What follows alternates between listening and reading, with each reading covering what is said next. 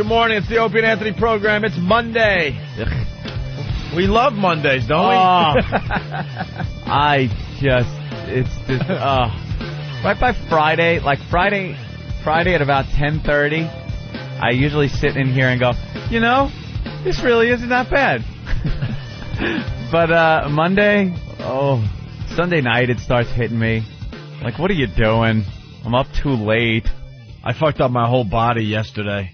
Yeah. Yeah, because I went and watched football with Ben and Bill Burr, actually. Bill Burr joining us. Who should be sitting in that seat right now. What happened? What did you do to Bill? I did nothing to Bill Burr. He wasn't drinking. And the point I want to make, I wasn't drinking because, Sunday, whatever. So I decided to start drinking coffee at 4 in the afternoon. Oof. Which is a no-no when you try to go to bed at 9:30. Yeah, that's still in you. I was watching my Bills, and my Jets. See, I go back and forth. Well, I spent like 10 years in Western New York, so when my Jets are starting to, stink up the joint, then I could kind of, become a Bills fan for a few weeks. No, actually, look good. I'm a Jets fan first, and it was a good game, but we lost. Yeah. And then I was watching the Pats get destroyed. They're now, 500? And you're upsetting Ben. Yeah, they're 500. And I was hanging out with Bill Burr. And I don't know, we actually had a discussion about Patrice being late on Friday or not showing up. Yeah, because he was supposed to be here. He goes, do you guys get really pissed off when these guys, oversleep? And I go, tell you the truth, Patrice was supposed to come in for an hour on Friday to promote his Caroline's gig. Uh-huh. We were doing him a favor because he was stepping in for Tracy Morgan, who had to cancel his dates last minute, so they had to get somebody. They got Patrice. And Jimmy was here, so it wasn't a big deal. Yeah. And I told Bill, if it's a comedian coming in to do something and he's doing an hour or two and he oversleeps, whatever. We understand that. Yeah. I go, but if you're filling in for Jimmy and you're not here or you oversleep, then there's a problem because we're really depending on you and counting on you, to hang out with us, right? I had that discussion with him yesterday at the bar as we're watching football. Wait, we got Nathaniel at Bill Burr's apartment. All right. Because as you could figure by now, he's not here. Hey, Than. What's up? You're at his apartment? I am outside of his building, yeah. Outside his building. You ready to buzz? Yep. All right. You guys say when I can let go of the buzzer. Oh, okay, go ahead. You just give it a quick one first. All right, there's a quick one. See if he wakes up from that. Yeah, so he's not here. Right. After the what? For some reason he called Poe. Bill, he's on his way. All right. Than. That would explain why he's not answering. You just heard that? Okay. So Bill Burr's on his way. Thanks, Than. Yeah, no problem. Sorry about that. Did he say anything, Ben? His power went out. His power went out? His phone's ready. All right. His power went out. He's got to be freaking out because we had this exact conversation yesterday. I'm like, no. If you oversleep and you're sitting in for Jimmy, then it's kind of like we're not too happy because, it's a show and we're trying to, get things done. I won't bust his balls, obviously. He's going to bust his own balls. Oh, it's just funny, though, because we had this exact conversation. But as far as it concerns me, so I go to the bar, Ben's there, drinking his face off, and Bill's not drinking, I'm not drinking, we're watching football, so I'm just slamming, coffee after 4, which is just, if you know anything about trying to sleep, you just shouldn't do that. And then on the way home, we got burritos, very spicy burritos. And then after that, I was watching Danny Bonaduce and all that. Bill Burr on the line. Here he is. Billy. Yo. What's up, Bill?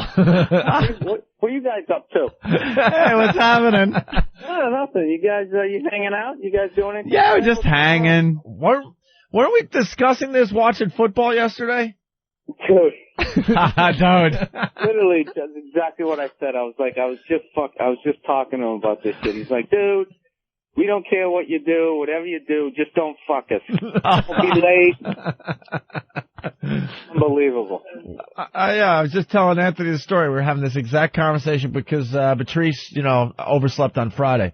Oh, yeah, you've gone on and on talking about, basically alluding to the fact that I was the responsible one. Right. I sort of was hinting at that.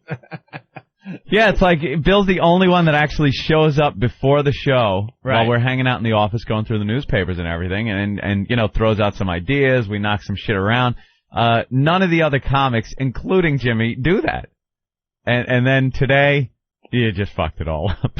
Yeah, just destroyed my reputation. Well, just for the record, I don't think I've ever thrown out an idea. I think I usually just sit there comatose from 6:30.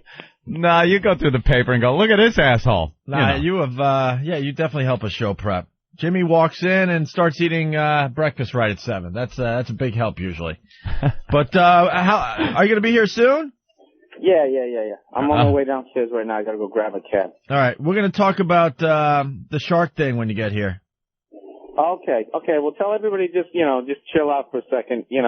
Unplug the radio or some shit. I don't know. I'll be there. What happened when you woke up? Did you look at the clock and go, oh, shit? Yeah, and it was just blinking 12, and I said fuck like 98 times. I love that, man. Fuck. Oh, I love when that happens.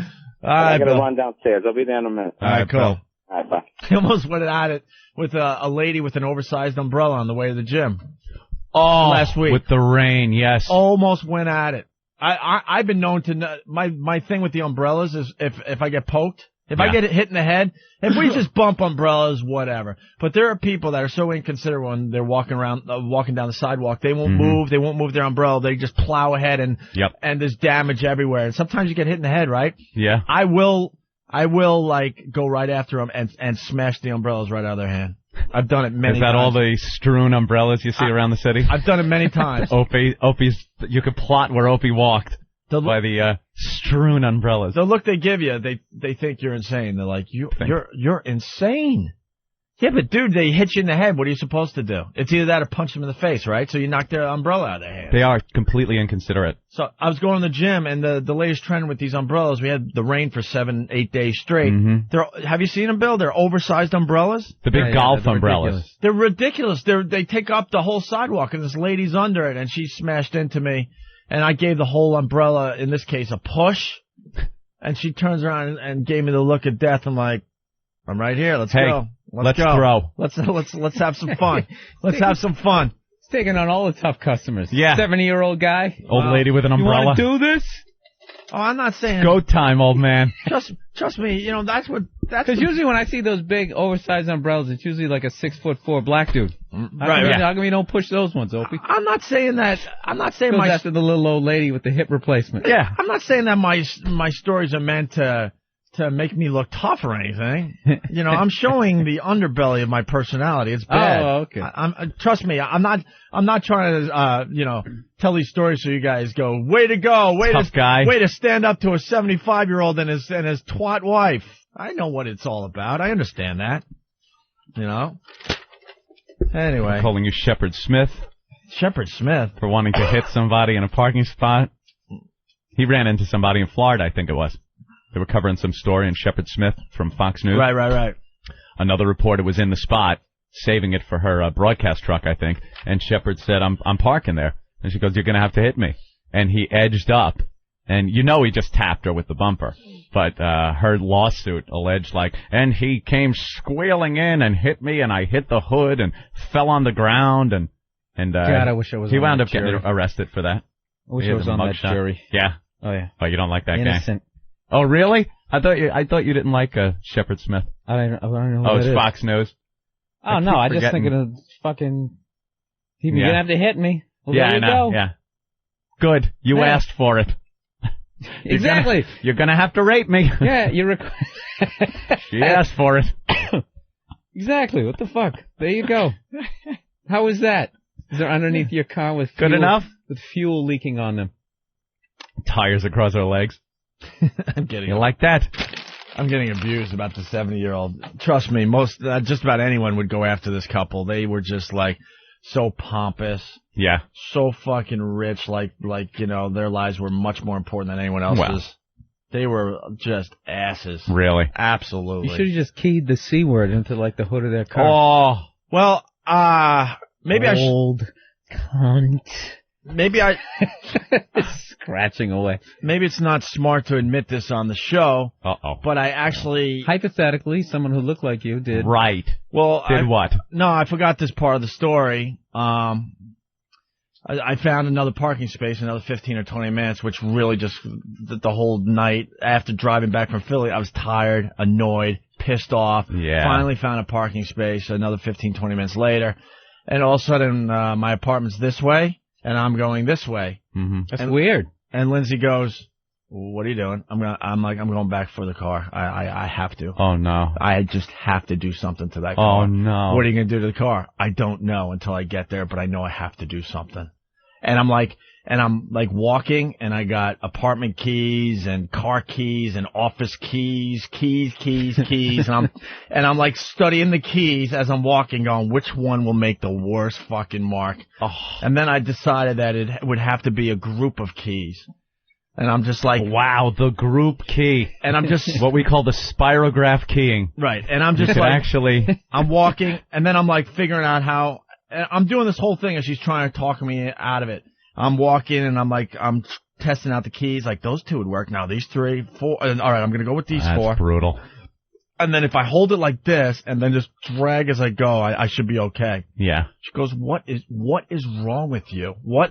And she's trying to talk me out of it. And we had about 3 blocks. And by the time, there's no great end to the story. You cooled off. By the time I got to the car, I cooled off. I walked by it, and I even was walking by like, oh, like I wanted it so bad. Why I oughta. Yeah.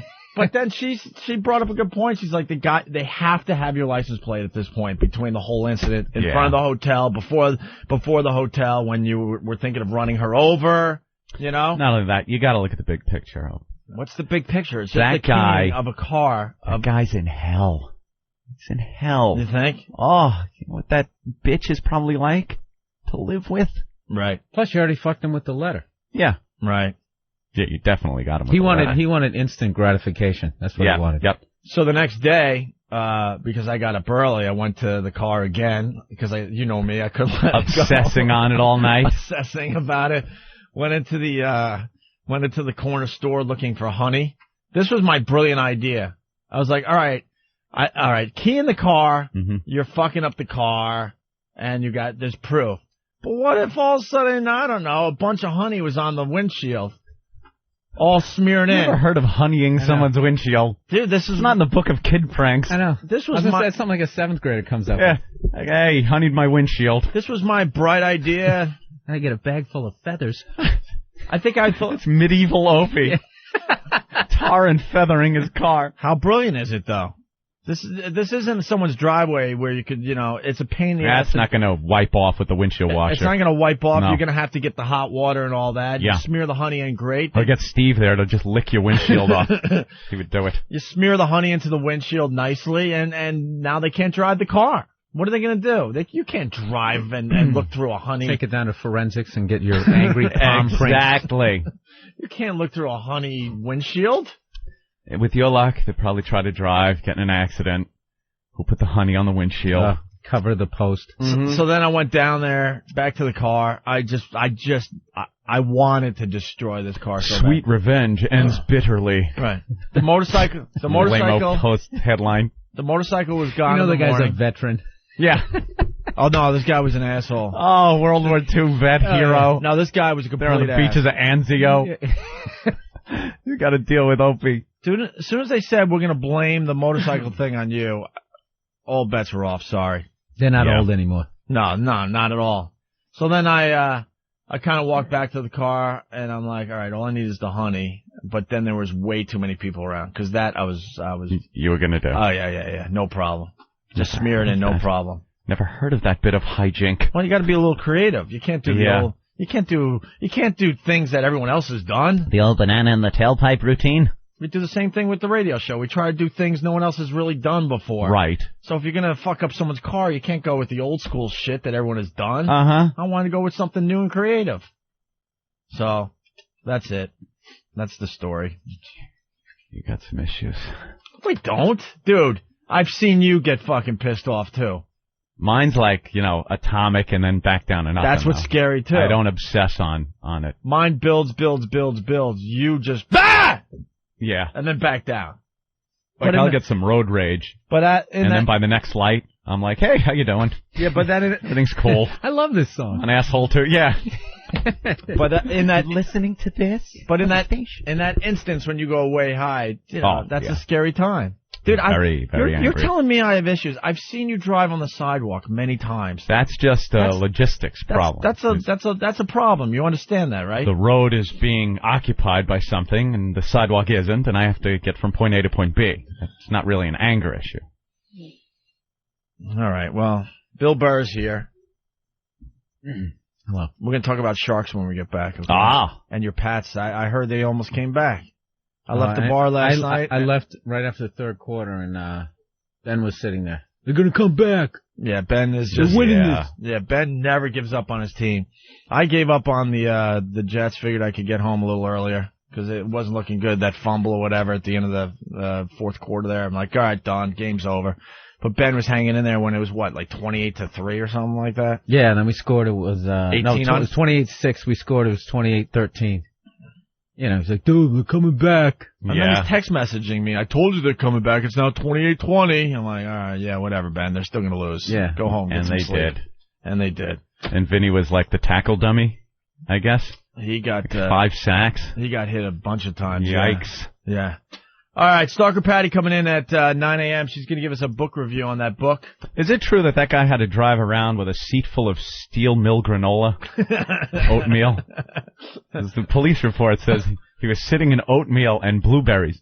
Note to self, honey and steel-cut oatmeal. That would be a great combination. Very hard to get off a windshield. A great combination. You should have just bent his walker, Opie. No, this guy, honestly... Tough guy. This guy looked like he could scrap. I mean, he looked like he was going to have that old man strength. He looked really? Like he looked like he was going to... Is it Clint Eastwood? He looked like he's still working out. He looked like he could scrap. And his wife looked like she would have no problem trying to kick me in the balls. So yeah. It would have been a very interesting fight. Two old people against me. Hopefully we'll see that someday. Yeah? Hope he beat up an old guy. No, I'm trying. Because you see that every once in a while in the paper, don't you? Yeah. Some 7-year-old guy. Well, it sounds sad on paper. I'm not going to lie to you. Of course it does. But I was thinking more like pathetic. Yeah, Bill. You have a temper. In my situation... I draw the line at like 58. No, you don't. I wouldn't. There's something in me, no matter how bad my fucking temper is. Yeah. I'm not saying I don't take it out on a little dog later. Right. I'm just saying there's something in me that just goes, this is somebody's grandmother. Oh, this is somebody's grandfather, and I let it go. Yeah, it's rough. Yeah. You say nice things, like they're going to die soon, just to talk you down. Yeah. No, they were just drunk, and they would blame anybody else to get themselves out of part of the greatest generation. He's going to beat him with that. All right. He's going to beat him with Tom Brokaw's book. All right. We'll take a quick break, and when we come back, we'll continue. We'll talk about the shark thing. Bill brought up a great point about something I did on vacation, and we're heading toward vacation. Yes, I told him what I was doing, and he thinks I'm nuts, so we'll get into that a little bit. We'll talk about football. We'll talk about the Chinese doing their little space program. We'll talk about Madonna.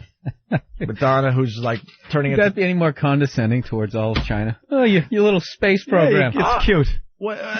Listen to Anthony's take when we get back. Yeah. Anthony's going to save me on that. Issue with it. They got a cute little space program going on. Yeah, see if I showed up on time. And Right, you'd have heard that in the office. And also Madonna is turning into mommy dearest with her kids. Someone should take the kids away from Madonna. Oh. There's problems in that household. Yeah. I think there's problems with Madonna. Yeah, she's lost her mind. Well, we all know she didn't have a mommy growing up, and now it looks like she's taking it out on her own kids. Yeah. It's a little creepy. We got lots of show to do, so stay there. Yeah. 400 million. Come on, raise those caps. Yeah, congratulations to the White Sox. Going to the World Series for the first time since 1959, I think. Yeah, something like that. Haven't won it since 1917. Never got any shit. Yeah, why is that? No, there's no curse. Nobody ever chanted their year. Boston. It's because, you know what? They don't have a rival. Yeah. And if they do, it's some Midwest town where they're just like, oh, that would be mean.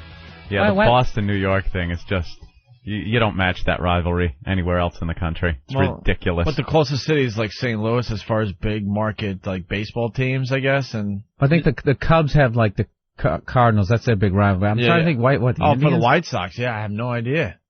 Chicago's just a weird city. Mm-hmm. It's its own entity. It doesn't get involved with any other cities really. It's just kind of in the middle of nowhere, huge, and We go to war. There's no comments from them. From Chicago? Yeah, they're just there. One of the biggest cities in the country, and they just exist. Yeah, we like to keep to ourselves. Up here, we just kind of keep to ourselves. It's the only city that kind of flies under the radar. It's just huge and just big and just in the middle of nowhere. That accent's fantastic, though. Where do they come up with that one? We don't know much about Chicago. They eat bratwurst. Do they? I don't even know. And if you go to put ketchup on your brat, they flip the fuck out. I did that at a Bears game. Why would you put ketchup on bratwurst? I don't know. It looks like a hot dog. It's early in the morning. Yeah, but isn't mustard a hot dog condiment? I put put mustard and ketchup on it. I stand by it, and I won't get shit from some guy from Long Island. Do you? The fuck? I really thought you were going to go with me on that one. Why would you put ketchup on a brat? I've always been against the ketchup on the hot dog thing.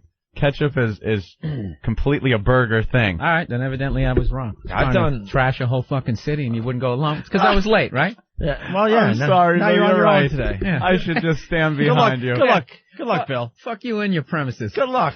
Good luck. You just improv with yourself over there, Red. Good luck. I'm like taking it seriously. I was just let him go on it, and I'm like, no, ketchup isn't supposed to go there. That doesn't make any sense. I was about to stick up for you. Improv ruining douchebag I am. As far as the hot dogs go, if they're like boiled, mustard. If they're grilled on a grill, ketchup. Ooh. Why would you boil it? You know, like you boil hot dogs. Back in the old days, when Mom was working and supporting you get a hot dog children, off the street from one of these vendors, dogs. they're boiled. Yeah. Yeah, and they taste like shit. No one buys them on the street. How do you... No one buys them on the street. Well, if I may now interrupt you again. I'm just mean like... Street hot dogs are Nobody very halfway tasty. Intelligent buys it on the street. All right, now I agree. Very tasty hot dogs, a little sauerkraut, a little mustard. Nuts for nuts. You ever seen that written on the side of the cart? How's your hot dogs prepared? The only time I ever have a hot dog is when I'm at like a football game, and they always grill up 15 of them, and they're like, "Hey, we got hot dogs. Oh, okay. Anybody want a hot dog? No, I want a burger." When they're grilled, it's ketchup. No one ever wants. No one ever wants the hot dogs.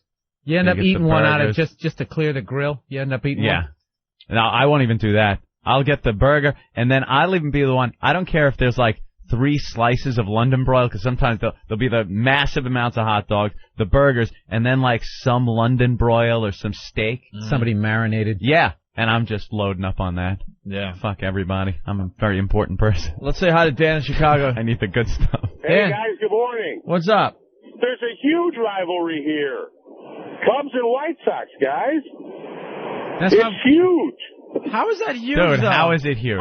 I mean, we got Come on. These guys hate each other more than any two teams possibly. Yeah, but it's the same. No, it isn't. Do you notice you're within the same city? Yeah. You guys are your own entity. That means the rest of the country doesn't. Another city doesn't give a fuck enough to hate you. Yes, they do. Everybody does. But no, the thing is, these guys... You didn't say anything there, sir. ...so much that if St. Louis gets in, you know the Cubs fans are going to be for St. Louis, even though that's their rival. Are you saying, as we look at it here in New York, like a Mets-Yankees thing? But that's not a rivalry. Nah. That's like a big brother, little brother. Well, now that we, thing. play each other every year now, it makes it a little more exciting, but I wouldn't call it an all-out rivalry. No.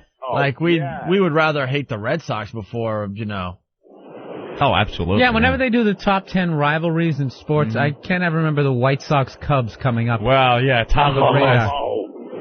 It is. I'm telling you, this place, we have had so much coverage on the Cubs and how bad they suck for the years and years and years. But finally, the South Side is getting some recognition. All right. The baddest part of town? The baddest. All right, Dan, thank you. Go Sox. Go Bye. Sox. I'd like to see the White Sox win it I'd all. love to see it. 30-year-old song reference. Not bad at all. All right, and then where are we going with this show? You want to talk about the shark thing really fast? What's the shark thing? Well, I'm going on vacation. I'm going to do a little scuba diving. Uh-oh. Stupid. Hopefully, Stupid. hopefully no fights will ensue. Yeah. But I was hanging out with Bill Burr yesterday. We were watching football with Ben. You city guys. Discussing getting to work on time. You just call on the cell phone. Hey, meet me down at O'Leary's or something, and you go down and you watch the game or something like that. It was a we cool socialize joint. and we leave our homes. God, that's got to be something. It was a cool it's a joint. city thing, though. It was a cool place. No. City thing. I live on Long Island. I'm like Raymond. I don't want to do it. Too long. Got my parents next door. I never hang out because you guys are here in the big metropolis and I'm out in the suburbs. Well, you should come in and hang with us. It was a good time. We had fun. And then I was telling Bill I'm going scuba diving, whatever, and that's when Bill goes, "What'd you say? I don't want to." I think I just said that. No, I just started asking you questions. No, you already knew I was against it. No, but you were freaked out because you're like, not as long as you live under my roof. You were against it? I know, right? It was really parental, wasn't it? Yeah. I'm just telling you right now, Opie, I don't approve of it. But how did the conversation go? Because you go, I would never do that. And I said something like, why? And you're like, well, there's things in the water that are bigger than you. Oh, yeah, that's why I don't go in the ocean. Okay. Everything in there is bigger than you and can swim faster. It can kill you. We're king shit out here on land, exactly. In the air. We're the top of the food chain. Occasionally something gets screwed up and a lion grabs someone, but for the most part, top of the food chain will kick any animal's ass. If you give us a gun. Yeah. Then we are. A gun which we've built and fashioned as a weapon. You know. Sorry you don't have the opposable thumb, Shark, but... I wasn't trying to take any credit away from us. He started defending humans, God. Which we fashioned. We came up with that. We didn't steal that from any other animals. That was 100% ours. We have documentation. Right. God was very sharp when he limited the handout of the opposable thumb. At what point do you think the first caveman realized when he looked out of the cave and saw shit flying around or running around, like, dude, I got to get a stick. Yeah. Absolutely. I need something. Something probably attacked him and he's trying to, like, punch it. And it really wasn't panning out. Yeah. He might have lived through that and say, next time that happens, I'm going to carry this with me. A little club or something, or a big rock. And then you start pummeling, and then fast forward a little while, and nuclear weapons. Nuclear weapons. I mean, pointing at all your enemies. Pretty big progression there. Melting the polar ice caps. Yeah. So Bill doesn't like the ocean because, they're bigger and faster. And we're not king shit down there. Once you leave the earth, the outside air, it's over, Johnny. And I love the water, and when I'm in the water, I do feel like I could maybe handle myself. But now that I talked to Bill, I don't have a shot. Dude, when a shark is coming. When I go to the beach and I look at all those people, or drive by the beach, I should say, all the people in the water, it's just, you know what that's like? That's like when you have a fish tank at home, you just tap the little bait right on top of the surface. That's what those fucking people are. And they just come up and bloop, bloop, start picking off. Yeah. God, that's a great way to look at it. And I have absolutely no fucking sympathy, unless your plane crashed or you're trying to, like, escape Cuba or something. Right. There's no reason to be swimming in the ocean. So you don't go swimming at all? Not even quickly, not even up to your waist? I mean, you're also dealing with the fact, man, I think if I could get it some sort of a tan, I think I would, maybe I would look at the ocean a little bit better, but. Yeah. Nah. How do you compare that to, walking around the streets of Manhattan? What, going in the water? Yeah. Scuba diving? Yeah, human going into the water with faster creatures and bigger creatures around. White guy, uptown, weekend, 2 a.m, money hanging out of your pockets, just blurting out the N-word. Dressed like... You think it's that bad? Yeah. Think it's that. Think about it, dude. I mean, you're White basically... guy that doesn't work out, money falling out of his pockets everywhere. Acting a little drunk. Convicted of race crime. Picture on the front of the Post. That day, right. Yeah, somehow eludes the authorities. And that is equal to white guy just going into the ocean. No, acquitted of race crime that he clearly did. The rioting has already begun. Right. And you walk down there. Yeah. See? This is what the fuck I'm talking about. Right there. Oh, man. Yep, that's it. And that's equal to just jumping in the ocean for a little swim. That's equal to being eaten alive while drowning. Wow. That's what happens. You think your mask isn't coming off when they start thrashing around?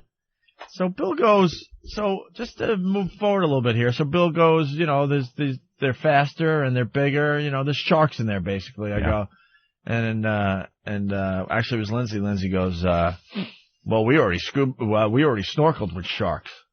And Bill's eyes just went boing, like, what? So I tell the story, which seemed very normal to me, but then, we discussed it all the way home, by the way, Bill, and, damn it, I hate you now. I absolutely don't like Bill Burr. There's all these sharks at the bottom of the ocean. Well, yeah. So they all jump in the thing, okay? And then immediately the sharks, what'd you say? Well, the sharks got curious. Well, let me started circling. Let me back up, because you had a good point about this, too. The guy's kind of, he's a little genius over there. Bill Burr is very, very smart. So we're going snorkeling. Don't swim with sharks. I'm a brainiac now. No, but you bring up good points. Hundreds and hundreds of people listening to this right now have snorkeled. You snorkeled, Anthony. So yes, I went on this snorkeling trip the last time we had vacation in the Bahamas, and you go to 2 locations and they drop you in. It's like, oh, look at all the pretty fish. It's like you're in a fish tank. See all the nice colors. The fish are maybe the biggest fish you see is as big as your fist tops. They're all colorful and nice to look at. Nice and. So we got 2 sights in us, and the third one was going way out in the ocean. It's like the Nemo cartoon, right? Right. Yeah, exactly. All colorful and cute. Comes to life. The first 2 times. That's what they do. Yeah. They stick you in these nice little things. I forgot what you said, and I hope you remember, because it was really good at the time. And then they put you in the ocean. I said it's basically like you take a couple of self-defense classes, and then they drop you in Rikers. Oh, yeah, that's it. Go ahead. Defend your asshole now, buddy. That's it. Hey, you did great in the dojo for a couple of days. And a couple of crescent kicks. Right. Get ready, kids. I look really stupid in less than 5 minutes here with what I said to Bill. So, yeah, you do the 2 cute little, snorkeling where you're in a fish tank, and then we go way out, and it's like, okay, it's time to snorkel with the sharks. Oh, boy. So they throw a line out. Not even tanks, so if something goes bad, you could stay under there and maybe fight. Like sea hunt it out for a while. Yeah. Find that one rock that you can hide behind. Leagues under the sea. Yeah, you could hide behind the rock. Remember? They used to do that. Hide and watch the sharks swim by. You're with a snorkel. Great. Your whole range of motion is 1.5 feet. Right. Even when you know what you're drowning doing. Jacques Cousteau's kid got eaten by a shark. Right. Philippe. Young Philippe Cousteau. Think that fucker wasn't in the water since he was 5? Yeah, probably since he was an infant. Probably one of the he was probably best born in the scuba water. divers. Do you know the word scuba? Do you know who invented the scuba tank? Jacques Cousteau. Jacques fucking Cousteau invented the fucking concept of bringing air down there with you, and all self-contained, and his son winds up getting eaten by a shark. So we're in shark area now, and they throw a line out, a big rope, and you're there with all the fat tourists, so it's got to be safe, right? Everyone knows what they're doing, right?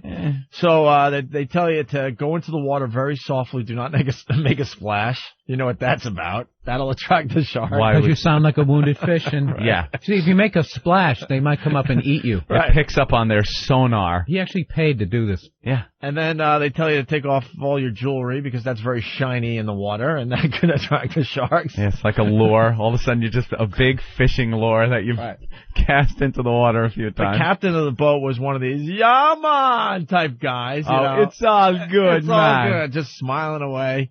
And his assistant, I forgot to tell you this, Bill, and I'm not lying, was maybe 14 years old. Oh, yeah. 14 years old. Yeah. Because whenever you go to those countries, there's so many, regulations and stuff. Oh, safety is paramount. Hold on, that's what I'm there, that's the punchline. That's what I'm getting at. So, and the 14-year-old they're just bringing him up in the business. You know, he's a kid, and eventually he'll be the captain because that's all they do down in these islands. That's all they could hope for, you know, and they're in paradise, and eventually you run one of these snorkeling boats, I guess. So it's time to go in, and we all carefully go in, except for the fucking people that don't listen again. And you know what happened last time when people didn't listen in my life? Yeah. The underwater scuba diving fight that I had a few years back. I didn't cause any problems on this particular trip, though, Anthony. Had a fight with a Frenchman. And that's a story for another time. So we all go in the water nice and softly, except for a few people that just kind of cannonballed into the water because they were too busy chatting when we were getting the important instructions. And then we all hold on to the rope. There's other people laughing at me because they've actually, dived with sharks. I understand that. So then you hold on to the rope and you throw your mask in the water and you see, I guess they were reef sharks, 6 to 8 feet at the bottom. And what they do, Anthony, they put a feeding box down at the bottom of the water, like 40, 50 feet below. A feeding box? So the sharks are attracted to all the fish in this feeding box or whatever. And don't they go into some sort of feeding frenzy? Oh, yeah. The feeding frenzy. Yeah. So you see, and I'm not lying, man, 20 or 30 sharks easily. There's a lot of sharks. I'm like, holy crap, this is really cool. And I thought it was really cool until the sharks started slowly but surely circling up to the surface because now they're very curious. Is curious the word? They're very curious. Don't they have brains that, like, pretty much are eating and making little sharks? Yeah, they're eating machines. Matt Hooper said. Yeah, right. They're eating machines. All they do is give birth and eat. Yeah. Right. So I don't think curiosity. I don't think the shark's going, what is that? Yeah. It's just, hey guys, you want to investigate? Yeah. Right. Let's look. No, in the shark mind, it's fuck that or eat that. Right. That's not curiosity. Right. So I'm holding on to the rope, and now the sharks are slowly circling up to the surface, getting closer and closer. And according to Lindsay, who was on this trip with me, one shark was like less than 3 feet away from me, and my knees were up in my chest, like I was in the fetal position, holding on, because now you see the sharks like circling up. So now what you want to do is make yourself look as small as humanly possible. So what do? You kick up your knees as high up on your chest as possible. What that basically means is smaller than the next fat tourist next to you. Right. Be the smallest guy. Of course. So, Lindsay thought that was funny until she looked down the line and saw everybody was doing the exact same thing. Now we're kind of freaked out because, they're pretty damn close. When those island guys that run these things saw Lindsay, they probably wanted to dress you in a seal costume and just throw you in the water like that with like raw meat hanging from you. No, this is the best you can possibly. It's the safest, man. It's a nurse shark, man. They don't bite. Let your girls stay up here on the boat for a while you go in the seal costume. Are you sure this is okay? Perfectly safe, man. Yeah. Drive away and leave you like in open water. All cumbersome in my seal outfit, jumping into the water, and the shark infested. Oh, shark just pounds on you. I'll be back in a few minutes. Before you're even dead, the boat's pulling away. Let me make sure you're okay, darling. So, all of a sudden, the captain of the boat goes, we better all get back on the boat. Meaning it's getting a little crazy out there. A little crazy. And he's like, take your time. Don't make any splashes as you're leaving the water. Everyone is getting out of the water as fast as they can because they've had enough. Like, wow, this is a little crazy, right? So we all get back on the boat. Key to the story, about 100 yards, maybe 120 yards away is another snorkeling boat just doing a little snorkel in the area. Have no idea that we're doing the shark thing right there because I'm sure they're not telling them that. Look at the puffer fish. Oh, yeah, they're just looking at puffer fish and cute little Nemo. Hey, I just saw Nemo. So, I'm going to feed him some crackers. Right, exactly. So, meanwhile, right next to him. I'm not even kidding. The Indianapolis sinking recreation. Oh, it's unbelievable. Dude, unbelievable. Like, I know they're not telling this other boat because you'd be freaked out if all of a sudden there's like, oh, by the way, over there, they're looking at sharks. You know what I mean? And you could tell by how they were swimming around the boat, they were just doing a regular snorkel. So, we all get on the boat and then the captain's like, you guys might want to get your cameras out for this. And we all get our cameras out, and he goes, you want to see something really cool? We're like, yeah, of course. Everyone yells, yeah. So they start throwing, like, fish parts and chum into the water. Oh, my God. These sharks just went into a complete feeding frenzy right off the side of the boat, jumping out of the water, grabbing pieces of... I got the pictures. I should bring them in, actually. These other douchebags are like 20 yards away snorkeling. Yes, snorkeling. Yeah, about 100, maybe 120 yards away. Is that red coral? Right. So the sharks just losing their minds, just chomping away and just going at the food they're throwing in, right? So I tell Bill this whole story yesterday. He goes, why would you do this? And I'm like, well, my logic is that, they do this every day down there, so it's got to be safe. Right. That's the only thing I can come up with. But logically, that's when you do some of these crazy things in life, that's what kind of gets you through it. You're like, well, come on. If it was that unsafe, would they be doing it every day? The bungee cord jumping and the parachuting and all that. You got to think, okay, they do it every day. It's got to be safe on some level. And that's when Bill brought up that they don't have the same regulations as they have in America. He goes, you think you could do the same fucking thing in American water? Yeah. You know, there'd be all sorts of rules, regulations. And one of the first ones would be no chumming. Right. People 20 yards away. Sharks. Exactly. There would be all sorts of laws and stuff that they would have in place. And I'm like, God, he's right. In these little stupid vacation little islands, and when they have their own rules, they don't have to answer to anybody. When their entire economy depends on people doing this, do you think it's widely reported when bad things happen down there? Oh yeah, it's horrible for tourism. Yeah, of course. So I'm sure if you look it up, you'll find a lot of people getting eaten or just really fucked up. Right. Yeah, breaking their necks doing that stupid parasail thing. Right. Well, I did that too. Oh no, the parasailing? No, stop it. You won't catch me on that. I did that. No. That was a little crazy. You did that too? Oh yeah, I did the parasailing. I could never do that. I would just be thinking of Jaws 2 when they had that underwater shot of the water ski. Oh yeah. Yeah. No. So I'll swim in a lake, man. That's it. I won't, Lakes are scary. They are scary. Yeah, lakes are scary. They're dark, because they don't give up their dead, remember? Right, the cold water, the pirate down there. That's right. They don't give up their dead. Because of the cold water. Well, yeah, they just don't float to the top. Right down to Davy Jones' locker. But Bill Burr brought up that good point. Like, they have their own little laws on these islands, and, they don't have to listen to anybody. They just assume it's going to be okay, Yeah. They're like, we've been throwing chum in the water for years. One guy got bit, so we got good odds, so we'll continue doing it this way, There are places you're relatively safe. Like, there's a whole safety, I don't know, you could probably graph it out on your daily activities. That's called Europe.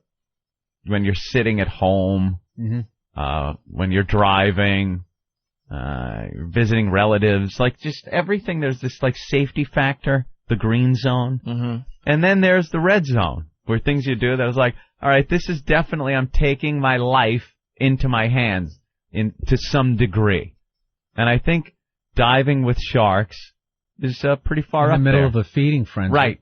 As they're chumming in the water.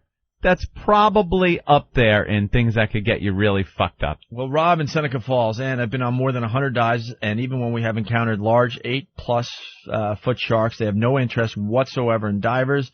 Bubbles, tanks, 2 flippers, etc. scare the hell out of them just about every time you see them. Never see a diver get eaten or a big chunk taken out of his leg. It's just never happened, right? Right? That guy, you've just been one of those lucky guys.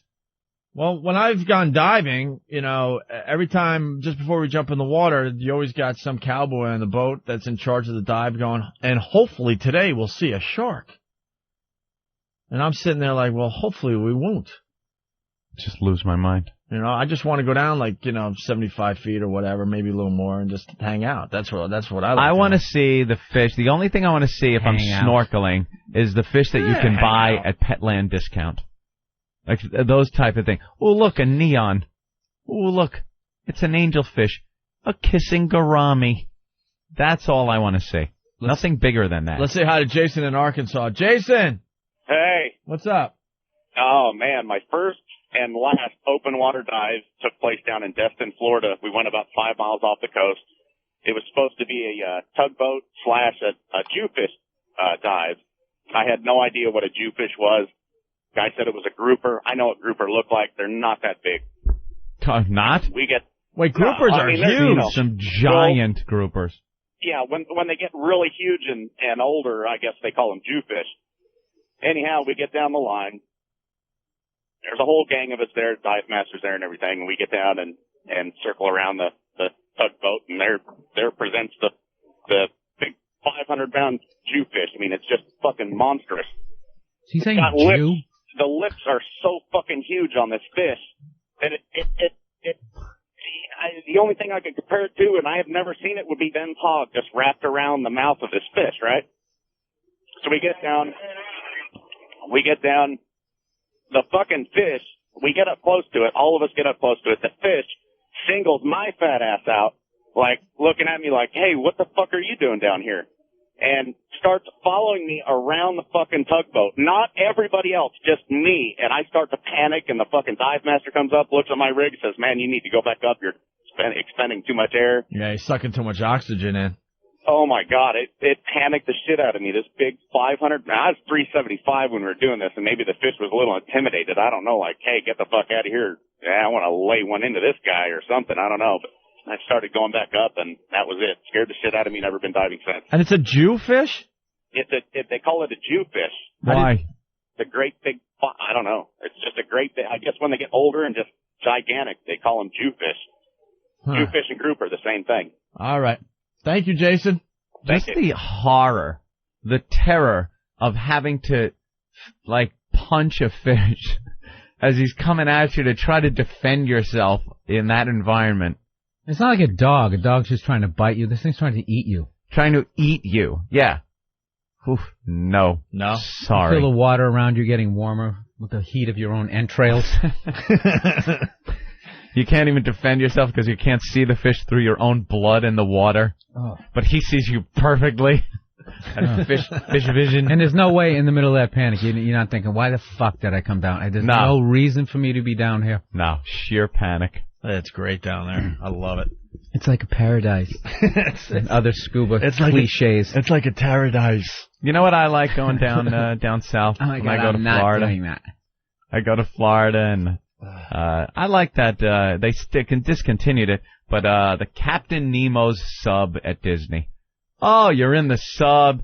There are plastic fish on fishing line floating in the water. Oh, they finally discontinued that? Oh, it's that's the type of fish I want to see in that kind of safe environment. I actually went on that like 10 years ago thinking it was going to be a cool ride because you're at Disney. Doesn't it stink? You're like, what the fuck is this?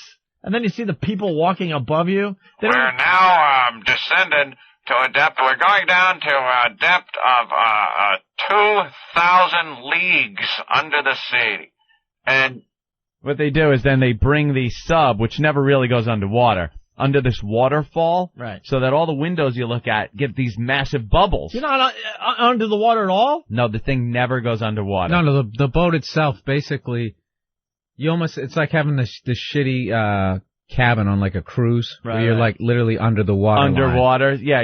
Your windows are under the water line, but the rest of the sub is above. It's not watertight. It's not, it's not a real submarine. You're on a track that keeps the sub at the same depth all the time. Right. All you have to do is look out, and you just look up, and you'll see that you're literally a foot under the water. No matter how deep they say you were going, we're now 20,000 leagues under the sea, and they'll turn the lights down so it's darker, and they'll show like glow-in-the-dark fish on these tracks where they just swim in circles. Right. It was horrible. Well, I was taken out of that game because after they said, we're 20,000 leagues under the sea or whatever, 2,000 leagues under the sea, you hear, Mommy, I want ice cream. Yeah, you hear the muffled voices of kids above you walking by. Yeah, kind of takes you out of it. takes you out of it. Kind of ruins the illusion. All right, I understand we weren't 2,000 leagues under the sea, but could we go down maybe a half a league? 20 feet, maybe? Right, Jesus.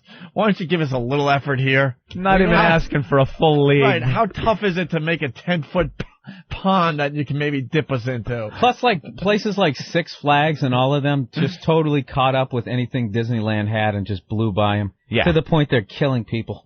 Yeah. Literally killing people with their rides. All right. Every time I go to Six Flags, something fucked up happens. Yeah. I will never go on one ride over there. Somebody's always stuck like 600 feet in the air. Mm-hmm. This ride is closed. Yeah, the safety bar didn't work, and they flew out on a 90-degree turn at 60 miles an hour. There's a big yellow tarp over their bodies, and like, okay, we're just going to use this side now. And they put the happy, smiling, closed for maintenance, waving guy sign in front of the line. I don't think so. As some poor worker is, hosing your remains down. Put a mourning family with blood on them sitting there. This road's closed. Some 5-year-old flew out of the teacup. Yeah.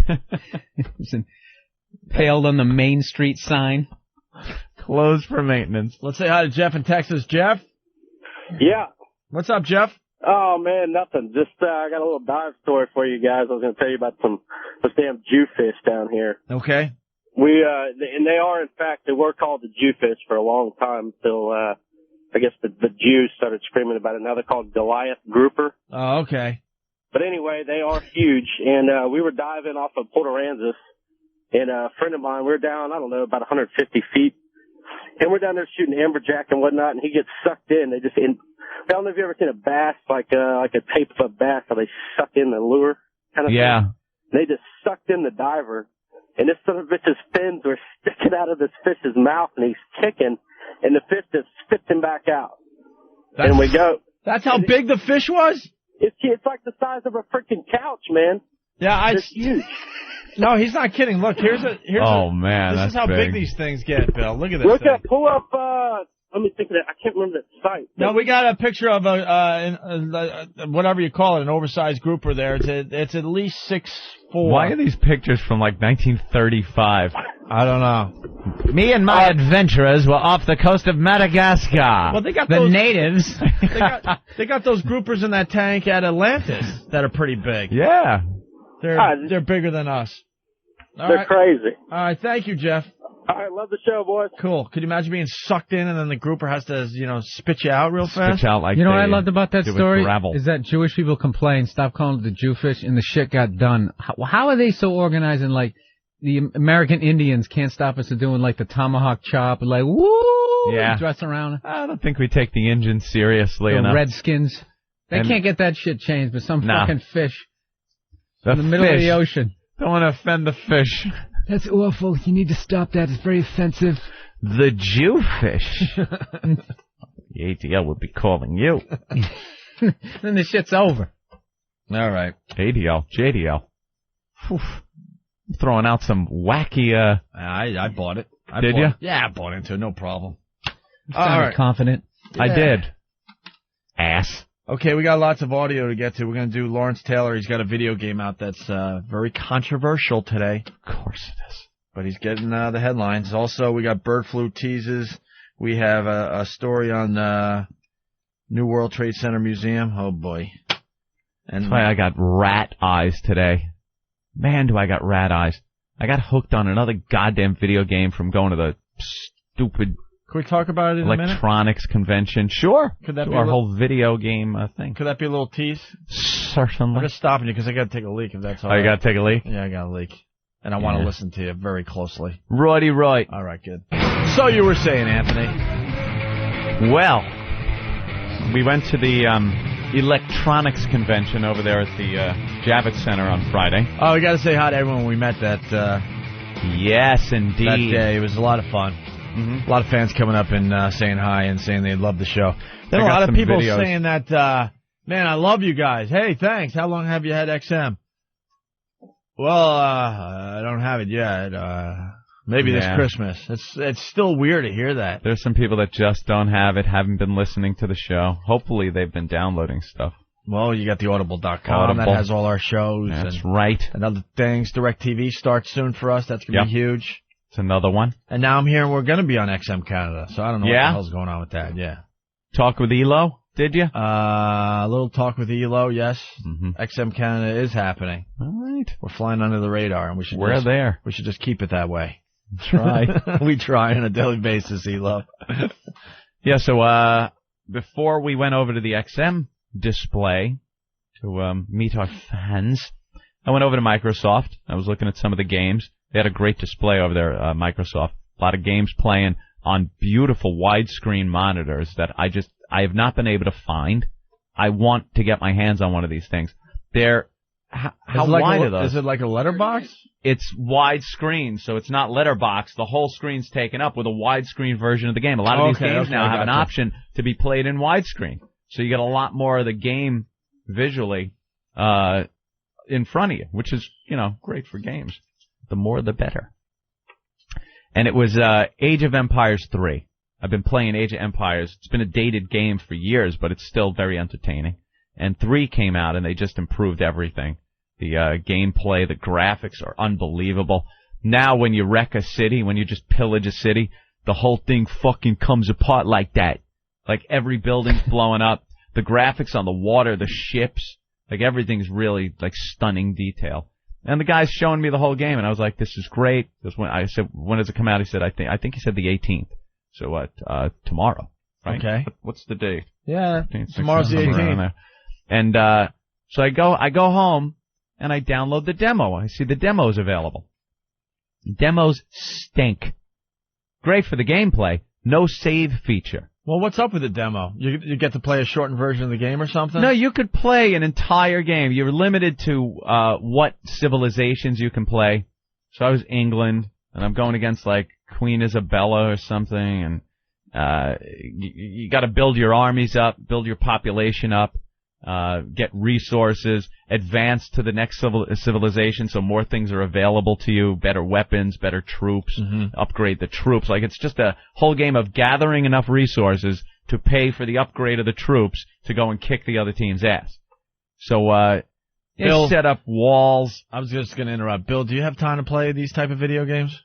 I mean, I kind of dropped out. Grand Theft Auto was the last one I played. It just totally took over my life, and I just couldn't fucking do it anymore. Yeah. These days, a game really has to be good for me to jump in and really have it take over my life for a while. And this one's always, done some damage to my time. That's what's scary with these new video games. They're taking up a lot of time. Yeah. The old days, you played a little Miss Pac-Man or Asteroids. If you were good, you were playing for 15 or 20 minutes one game. Now that's like nothing in gaming. You get bored. That's like just turning on the system and getting everything set nice. And I don't like just run and shoot. That's why I don't play console games. I don't like a lot of just run, shoot type gaming. I like the computers because you could really get some detail. I like micromanagement on these games. I like being in charge of everything. And but those are the games that take a long over here. time. I am. Oh, yeah. Building up his army, sending slave ships over to Africa. Yeah, pretty much what I was doing. I mean, they're basically teaching white people how to be like extra, evil. This one, I was just taking over Indians. I was putting trade posts in their camps and then sending people over just to slaughter Raping their them. women. Yeah, just rape the women. You kill the men or enslave them. You can make them conscripts where they come over and now they're fighting for your side. That's wonderful. It's like real history. Once again, the Indians not being able to step up and say something about that. Not even in gaming. You think if there was some sort of, Holocaust option, that there would be a problem with that? Yeah. No, that would go right through. It's awful. It's horrible. Take this out of the game. And have you taken care of that fish thing? That damn Jewfish.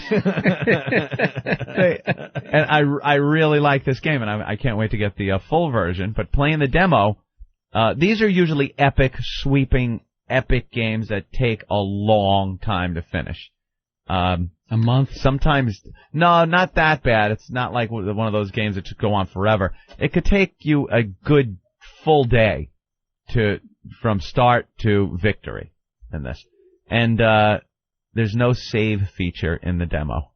So I had to start and finish the game the whole way without stopping. And my eyes are killing. My eyes are going crazy. How many hours was that? Wow. Had to be 17. It's hilarious. Could have flown to Australia. Yeah. Yeah, could have. I chose not to. Wait, I chose 17? to just play a video game. 17 straight hours? Yeah. Like 17 straight hours. That is nuts. Of playing. No, it's gaming. I feel guilty if I'm playing a game for 2 or 3 hours in a row. I could pause the game, which was good, but it's still left up on the screen. You can't do anything else pretty much on your computer while it's paused. And you kind of, if you leave it paused too long, you're asking for trouble. You're going to come back, it'll freeze. Right. So, I could pause to take a leak or eat, but then you start right back up again. 17 hours. Yeah. Bill, that's nothing. Yeah. He's doing so some if you math. started at 8 in the morning, you would just keep playing until 1 in the morning the next day. Yeah. Yeah, just keep playing, keep going. Yeah. It really is a problem. That would have been 17 hours, by the way. Huh? Wouldn't that be 17 hours? Yeah, Isn't what we said? You said 17 hours. 17? Yeah. Why am I thinking 18 hours? And look at me. I got 1 hour more. Bill. Watch what I know. Sorry. 17. That did include, pausing the game to I was waiting for you to give me shit to be sushi. like, so wait a minute, if I started at 9, then it'd be 2 in the morning. Right. I thought you were going to go that route. Like, who cares in the end? You're right.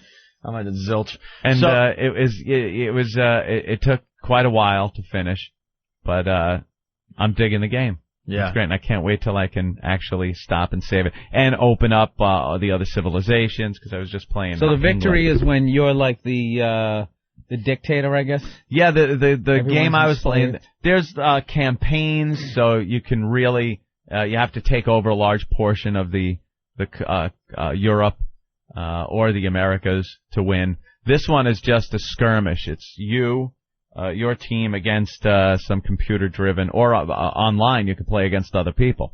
And you have to defeat them. It's total defeat is the win. And they kept sending troops over. It could take days. It could take days depending on, there's options for, you can have an army of, 50, or actually a total population of 50, which would include your villagers that have to build things and your army to defend the village or go out on an attack. But you could jack this up to hundreds of soldiers and villagers that go out and try to take over this other country. And they just kept sending over, and I don't know how they do it. Well, it's the computer. So the computer's doing everything perfectly, time-wise. So every minute, another wave of their soldiers is coming over trying to wipe me out, hitting the walls. I set up like towers so they shoot back at them at the entry points, at these choke points I made. Bunch of troops just at the choke points. So every time they would send an army, mine would just wipe them out.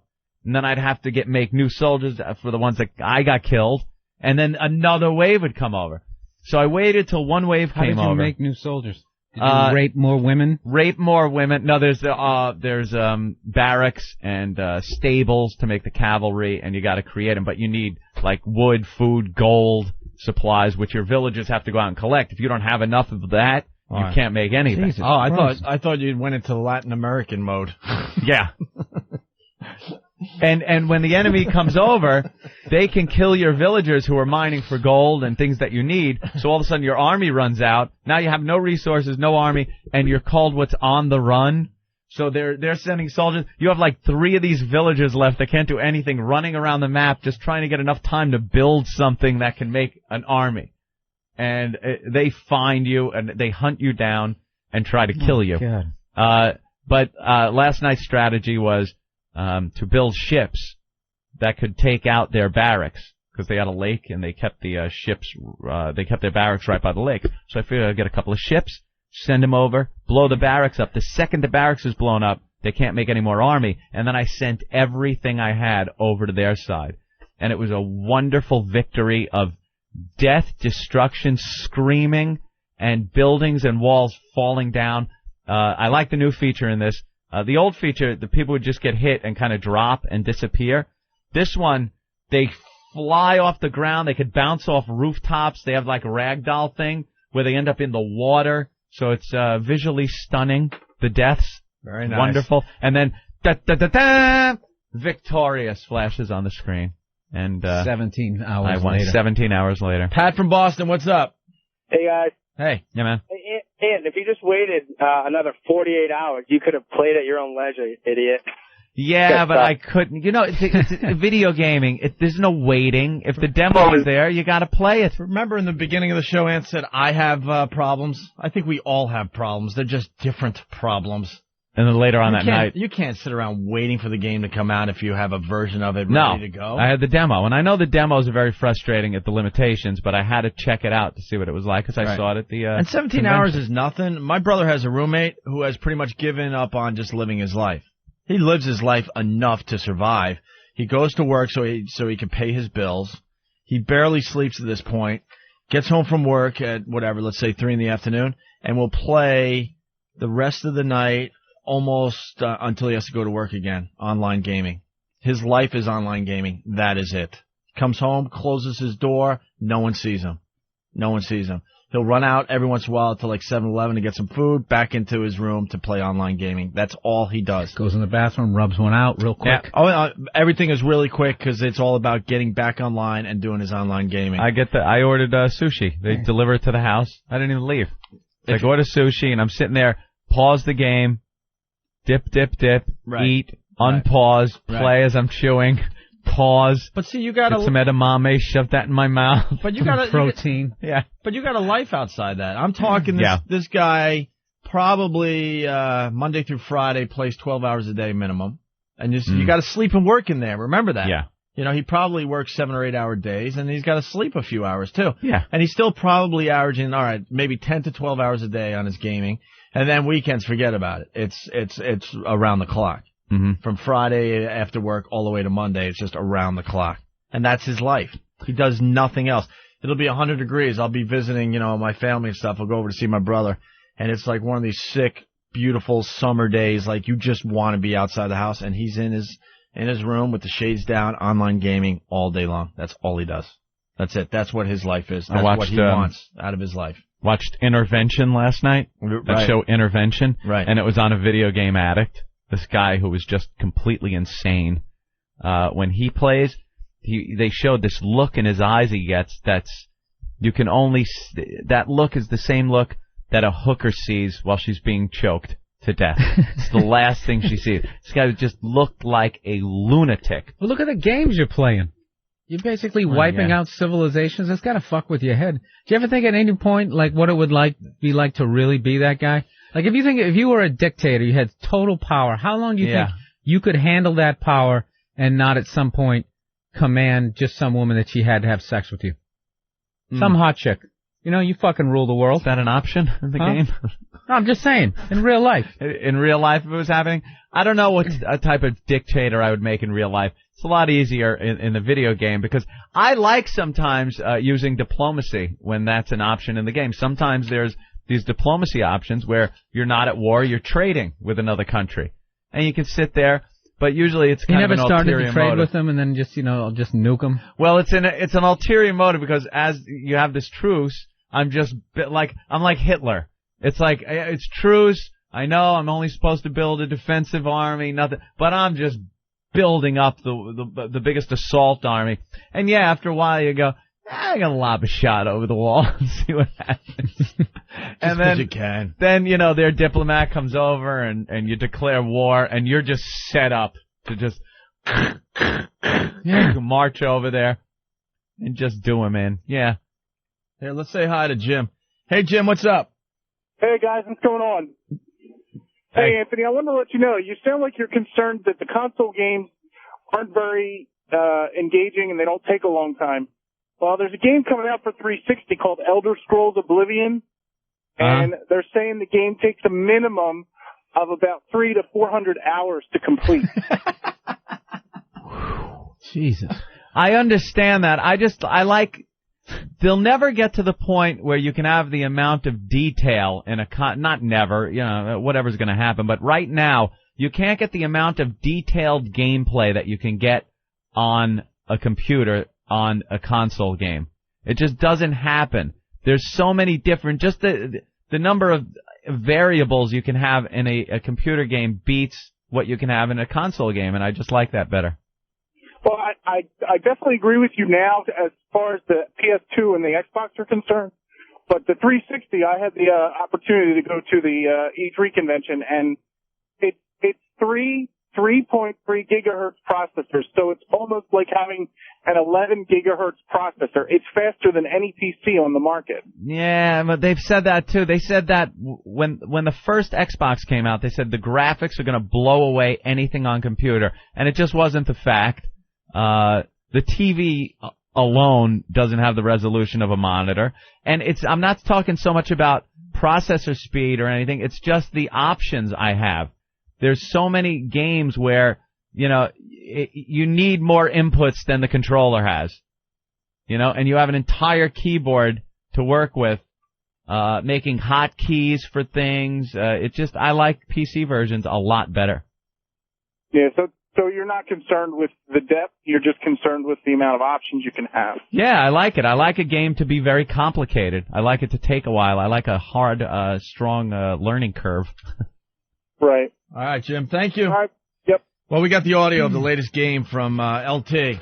Good old LT's got a football video game out there. LT just gave up, it seems like, trying to get any type of reputable image back.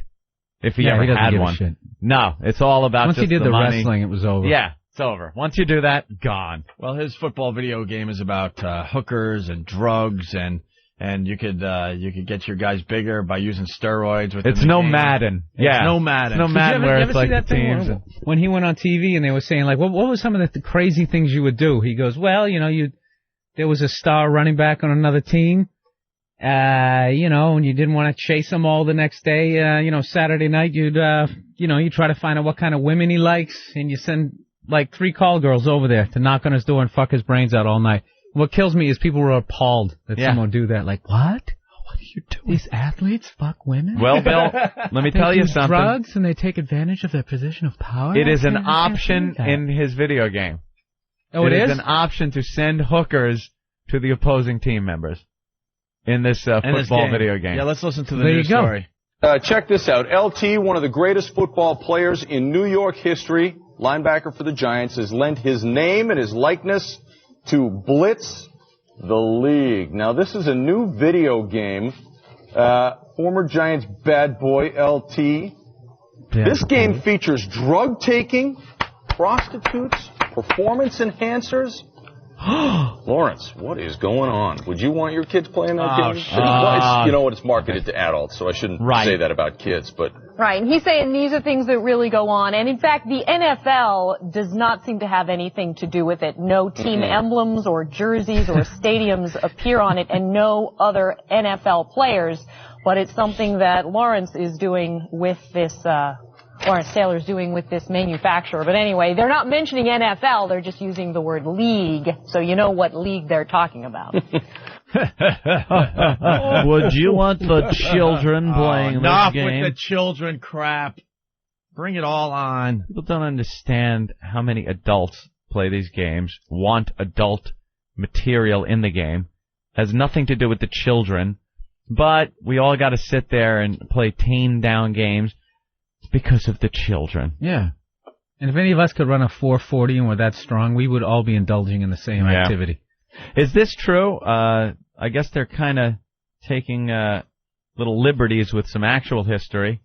That you can rip off Joe Theismann's leg and beat the other players with it. That would be a great option. True? Can you imagine? Just rip his little snapped gam off and start beating other players with it. A game player can talk trash, hollering your ass is mine, just as the ball is snapped. Wow, risque.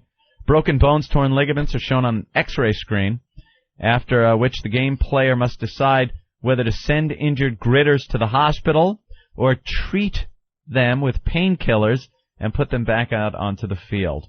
Wow. I want to play this game now. I want to play it, yeah. I so want to play this game now. Yeah? Yeah, of course. Video game company chose the Hall of Famer linebacker as that's his credit now. Chose the Hall of Fame linebacker and deadbeat dad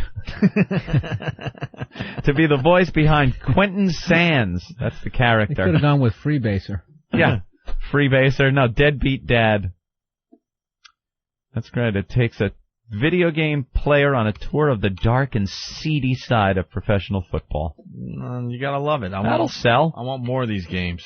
That was like that show that they had on ESPN, and the NFL wanted to take it off. What the hell was that show? Yeah. Where they showed the underbelly of football a little bit, where they were doing the drugs. Nothing like this. Right, and what the hell was the name of that show? I don't know. They took it off because the show stunk. Playmakers? Yeah. Thank you, Ben, from The Office. Yes. Okay, we have a clip from that intervention show about the video game addict. Yeah, this guy was just crazed. Just gotta wait for it to do what it does over here. Okay. I was playing Shinobi. The final boss took me 8 hours to get to him, and when I finally killed him, my heart wanted to explode. To relive that moment, it would be something to the tune of, "Yeah! Take that, you That's right!" And it was better than my first kiss. So what's wrong with that? This guy really enjoys his gaming. What's wrong with that? Well, they were saying... I've had that same excitement playing video games. Absolutely. When you finally get past something that you couldn't get past for a long time. Yep. Yeah, of course. Or you stand up pointing at the TV. Yeah, fuck you! Fuck you!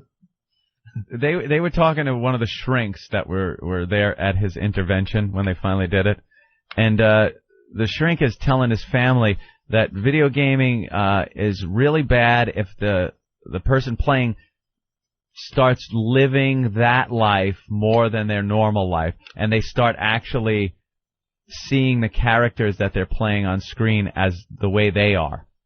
And he's sitting there, they show him playing with a crazed look, and he's like, "I am Max Payne. I am a man on a mission. Like, he's talking and saying this stuff. But is he playing it up for the camera? That's what I was thinking. You know, we're all jaded because we see how these stupid things work. I call it doing a Danny Bonaduce. Yeah. A little over the top. A little over the top, knowing you're being filmed. He might have been doing that, but that look in his eyes just showed me he really, really was a crazy guy. Everyone else is buying into the Danny Bonaduce show. The guy is obviously very, very smart. We had him on the show. We love the guy. Absolutely love the guy, but he's so playing up. When he's in that shrink's office and his, like, steroided out biceps, just, you see the veins pumping, and he's kind of leaning over, yelling at the psychiatrist, and his wife is almost looking like she's holding him back, and the shrink is just sulking back in his chair, slinking back, and it's kind of scary. Do you think that's, like, put on? Because he looked like he was going to hit him. He says, you know, my wife is fine when we're out, office. And then we come in here, and you start talking, and she fucking hates me, and he looked like he wanted to lean over and kill the guy. Anyone else get the impression that the shrink needs a shrink? Yeah, he's a little off. He's got his own problem. He's got his own Anytime your shrink has, like, plastic surgery, I mean, like, how well adjusted is he? Yeah. He's got a facelift and Botox. It's like, you want to tell me some of your fucking issues before Maybe I delve into my childhood? self-image problems are a little off. His hair is highlighted. I don't believe in that shrink crap. Have you ever been to a shrink? Yeah. You have? Do you believe in it? The work or anything? No, you know what it does? It becomes more of a tort. Like, before you go there, you're in, like, this ignorant bliss. Mm-hmm. Some broad I was dating was like, you know what, you really fucked up. You need to go talk to somebody. And I knew on some level she was right. So I go down and talk to him, and all you do is just figure out your patterns. Oh, yeah, and then you just become completely aware of the fucked up shit you're doing as you continue to do it. Really? Oh, yeah, this is why I'm doing this. And it's like you're a robot and you can't stop doing it, so. But why is he the expert? Why is he the expert? Some guy you just pay whatever for an hour every once in a while. Like, all of a sudden he's an expert on your life because he sees you. Yeah. I don't get it. That's the same feeling you have when you take an acting class, and the person teaching the class, it's like, okay, you're not making $20 million a movie. Yeah, so why am I listening to you? Yeah, and you're going to tell me how to book an audition? Right. I think it's it's just about talking to an outside party. It's one of those things you can't sit there with any of your friends and talk about everything that's, like, bothering you. So it gives you this outside party that you can talk to, and hopefully through this talking, it gets all the shit out of you. I get bored with my friends and family just always agreeing with me. It's like, yeah. Hey, that check didn't come the other week. You gonna send that out? Yeah, you really want to hear my shit, don't you? I went to a psychologist. Wasn't even like a psychiatrist, like some counselor guy back when I was about 22, and I started getting, like, anxiety. All of a sudden I'd be, like, just freaking out with anxiety, just feeling anxious, not knowing where it's coming from. So I wanted to, figure it out. And there was no internet to just look it up. Right. So I go to this guy, and he's like, well, you just need to learn these relaxation techniques. Here, lay down, and we'll put this, like, sensors on your jawline, and then to hook it up to this, which amounted to a video game, you had to keep this balloon in a certain area through relaxing your muscles. And I was sitting there going, all right, that kind of sounds cool, if you could learn these relaxation techniques. But I noticed if you clenched your jaw, the balloon went up. If you relaxed your jaw, it went down. So I'm winging this thing through an obstacle course, just using tricks. Yeah. Not being relaxed. I'm using my jawbone as a controller for a game. And he's like, oh, that's good. And I'm like, no, it's not. This guy doesn't know shit. It's terrible. Getting no answers. I didn't even want it. I just wanted to know what it was. I didn't even want to know how do you fix it, how do you do that. Just what the fuck is this? The person I went to, they just kept asking me questions. And then they would just let me talk, and then I never really learned anything I did. Well, why would you worry? This old Jewish lady that's... Oh, great. Really? Well, why would you blah, blah, blah? And then I'm fucking talking, okay, we're out of time. That's what the problem is. That's what I have a problem with. All of a sudden, you're out of time because someone else is waiting in the waiting room for their stupid hour. Well, I really think... All right, I'm going to tell you now the real problem... Okay, next time you come in. But I was at a breakthrough. Right. Let's say hi to Brian. Brian, what's up? Hey, I think what those guys do, number one, they've got a degree in the whole psychiatry thing, so that's why they can tell you what's wrong with you. But I think that people in general have kind of patterns they live by. So, even though everybody's a little bit different, when they kind of listen to what your story is, they kind of can tell based on the patterns of other people what's wrong with you. Yeah, I guess that's what Bill was getting at there. All right. I personally don't get it, but if it's helping people out there, great. Have fun. There you go. Thanks, Brian. We got Danny Bonaduce audio. Did you watch the show where he cut his wrist? No, saw clips. I saw a clip show. I watched that Soup on Friday, and they replay it on Sunday. Talk Soup has made a huge comeback. It's just called The Soup now. Yeah. And the host is I doing the guy a grave disservice by not remembering his name. Haley, I think his last name is, or McHale, or I don't know. He does a good job. He does a really good job. Very funny, sarcastic, and it went from being Talk Soup, which was just talk show clips back in the olden days when all they had were a bunch of talk shows on TV, to now they just take on all subjects: reality shows, the news shows, and talk shows. Right. And it's really good. They get all the funniest clips and just goof on them. Speaking of funny clips, we brought it to everyone's attention on Friday. Remember the reporter on the Today Show in the canoe? Joel McHale? There you go. What? I got it, Dan, before you even showed me the paper. What was that? That's the host, Joel McHale. Oh, okay. Remember we called that reporter out on Friday on the Today Show? Actually, the Today Show had fun with it as well. That was a big story over the weekend. It was a huge story in the paper. We brought it to everyone immediately. Yeah, the canoe. You weren't here, Bill. Oh, what happened? We had a lot of rain for a week to 10 days straight, so they went down to Jersey where there's some bad flooding, and there's real bad flooding. But this lady chose to find an area that wasn't that bad, I guess. So she got in a canoe and made it look like this is the only way to get around. So she's canoeing in the street. She's in a canoe, canoeing as she's doing her report, right? And just as she starts her report, she's only 2 seconds into it, two workers walk by between the camera and the canoe to show that the water is barely up to their ankles, and walked right through the shot.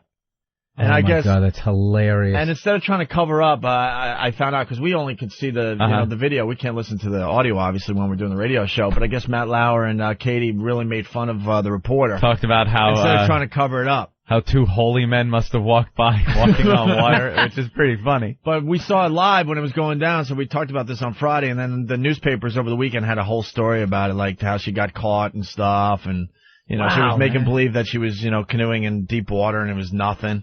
So, whatever. Where were we? The Danny Bonaduce clips? Yeah. Of him cutting his wrist? What do you think about that whole cutting the wrist thing? Well, I heard you talking about it. On the way out on Friday? On the way out. I don't believe it's an actual suicide You think attempt. It's the cry for help? Yeah, it's definitely just a cry for help. ratings. Unless I can't stand addicts. I used to live with one. They're just fucking the most selfish, weak-minded fucking pussies on the planet. That's how I see it. I'm sick of them. That is how I see it. And they always surround themselves with people who want to help, and they just do the most fucked up shit. And then they just call themselves out on it first. No, I'm a loser. I'm an asshole. And then they surround themselves with people going like, "No, people love you. Don't kill yourself." Good. Well, and then they get all the attention they were looking for, That's what I think. They need tough love. Kill yourself. Jump out the window. It's a disease, man. We're getting into an area that, I don't know. The whole alcohol is a disease thing. I have a tough time believing. I'm sorry. It's called willpower. They have the Danny. Stop. Danny Bonaduce, was explaining, I think, to his kids or his wife or whatever in this latest episode, saying that, Daddy's got to go to rehab because alcohol is a disease. And I'm like, I don't know. Think if someone with cancer could stop drinking from the bottle of cancer, right? And it would be cured. That's the obvious thing I was going to say. Yeah, how fast would you throw away the bottle of AIDS? If you knew this is what was, this is what was causing. One more shot. I can't get off the stuff. You have a cancer. Can't get off the AIDS. The AIDS. You have a cancer-ridden body, but someone's saying just put down the cancer bottle and you'll be fine. And you're cured. But you can't do that with a real disease. So I don't know. I don't know why they're taking this angle that it's a disease. And the overeaters and the bulimia. I'm sure there's something else going on with your mind psychologically and stuff that is causing you this. But to actually call it a disease, I think, is an insult to people that have real diseases that they cannot stop it. There's some kind of mental thing. It's called being a pussy. You're just lumping it under. You're a pussy. I'm going John Wayne on this one. Yeah. All right. Bill, here it is. Where'd you find the clip? Oh, we're all over the ball field here today. I understand that, but that's what we do on this program. That's what we're talking about. There she is in the canoe behind them. Can we get this up on our website? Because we talked about it on Friday. But look, those workers are just walking by. So they deliberately walked through to fuck her. Oh, they had to. That's wonderful. I have no idea, but she just, she's trying to be all dramatic and give us that little twist of fear, and she got caught bad. Yeah, before they walked in, that could have been 20 feet of water. Steve, you want to throw that on the website? A lot of people want to check that out from Friday. Oh, you got it up there? Okay, cool. Go to opieandanthony.com. So I know that's controversial, but people get really pissed off when you try to say I don't think it's a disease. Personally, I don't think it's a disease. I see it as something bad for these people. Here's Jason in Philly. He's going to yell at us. Psycho thing. Jason, go ahead. Hey, Opie, how you doing? All right. I'm not an expert. I'm just telling you my opinion. That's all, sir. Well, you said about the cancer stick or the cancer, they would get rid of the cancer. People still smoke every day. Yeah, they're called pussies.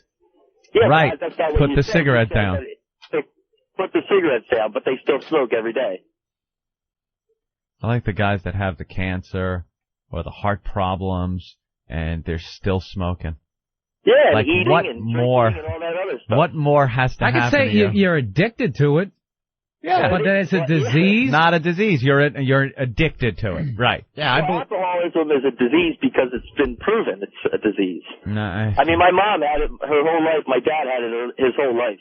I don't know, man. I think that's a cop out. I believe I believe you can be addicted to stuff, and it's tough to get out of that pattern. But to call it a disease. What about the raging alcoholic drunk that just one day on his own, without the 12 steps, without religion, just goes, you know something? I am fucking my life up, fucking my family up. How about I just throw away the alcohol? And they do it, and it works. Know what they would say to you? What? You didn't have the disease. Yeah, but I went back. I did it, and I went back to it. All right. Well, that's being weak. Jason, you're a weak person. Being weak. No, I never said I was strong. Jason, I know this is controversial. I just don't buy the disease angle. I just don't. No one trying to quit smoking puts that cigarette in their mouth, lights it, and then 2 seconds later goes, holy shit, I'm smoking! It's this conscious decision to take the cigarette out of the box, put it in your mouth, light it, and if you're trying to quit during that entire process, you're thinking, man, I really shouldn't be doing this. I want to quit smoking. And you're lighting it up.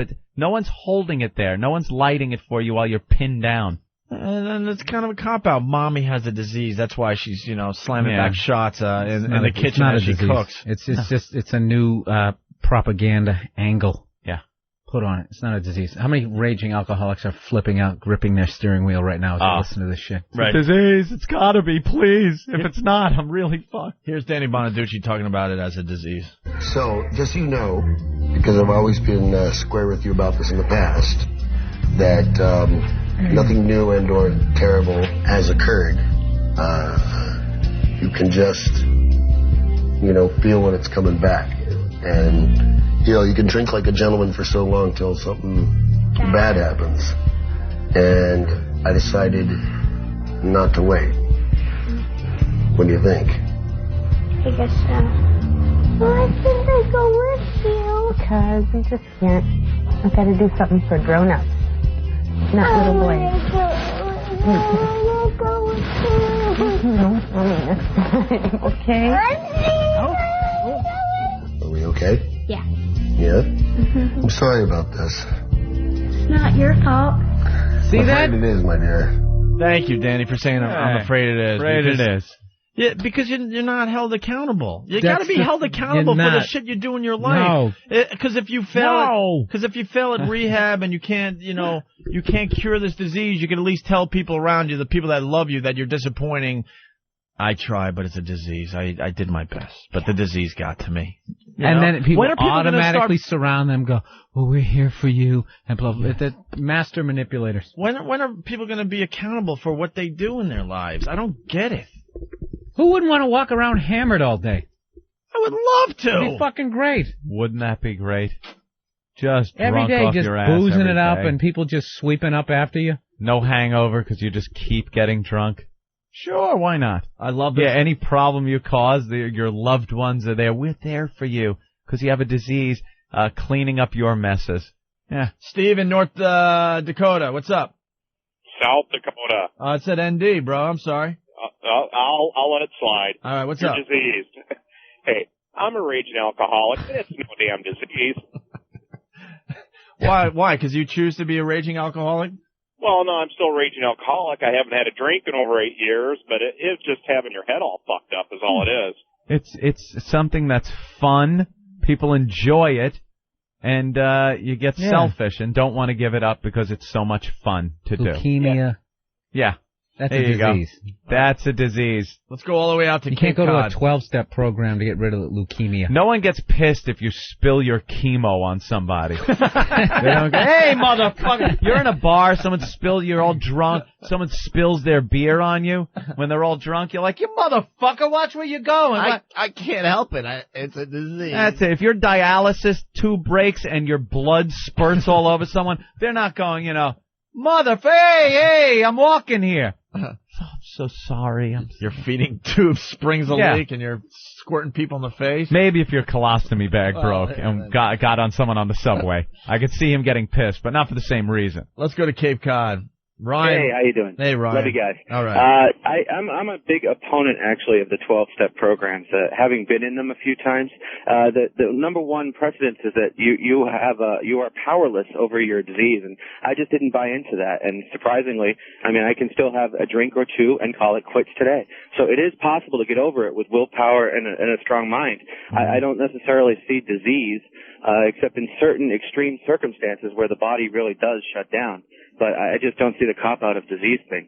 It's a willpower and a state of mind. It just seems like it's more of a cop-out than anything. I don't know anything about the program, so I'm not going to trash those guys. I know they're doing a great service to many, many people, but it works for some people. But the problem I have is calling it a disease. I just don't get that part of it at all. Yeah, I actually agree with you completely. I saw in Penn and Teller's bullshit, they did a whole thing on this, and I saw that the success rate for people that go into the 12-step program is exactly the same percentage-wise as people that have just decided to stop and really stuck with it through willpower and just stop drinking. Same exact percentage. Let's go to Mike in Yonkers. He says it is a disease. Mike. All right. Yo, what's up, guys? Hey. Yo, we are not responsible for addiction. We're responsible for the recovery. It's a disease. It's not an excuse.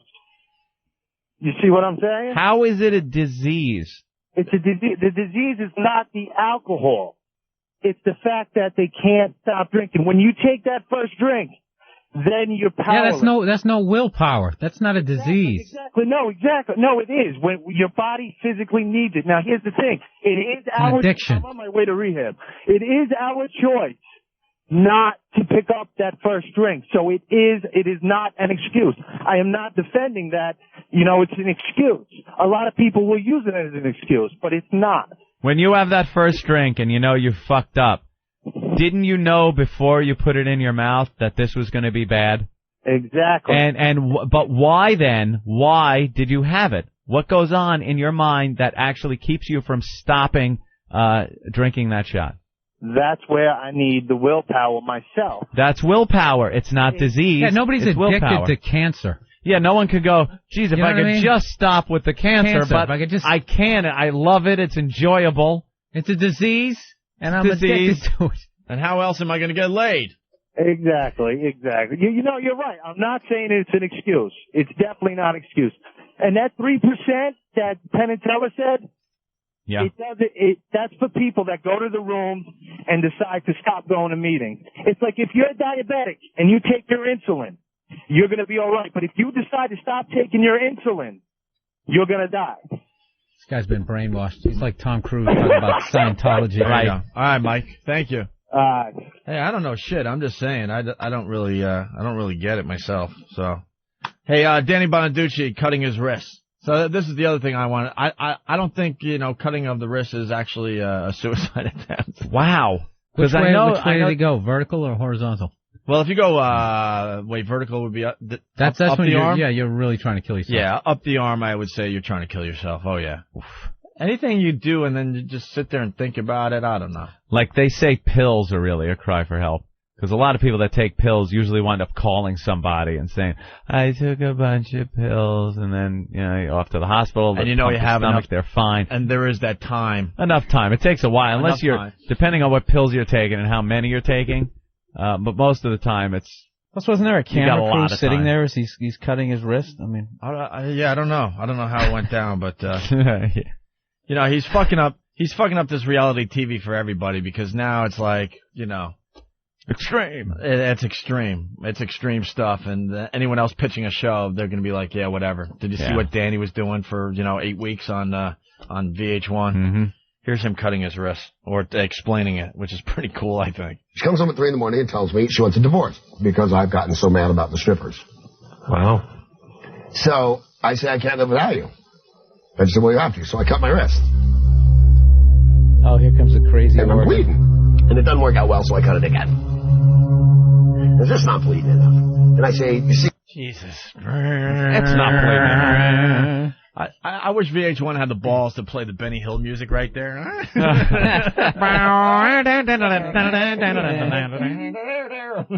Instead of... Put it in fast motion. VH1, I don't think this is dramatic enough. Go get the dramatic music. And I'm bleeding. And it doesn't work out well, so I cut it again. It's just not bleeding enough.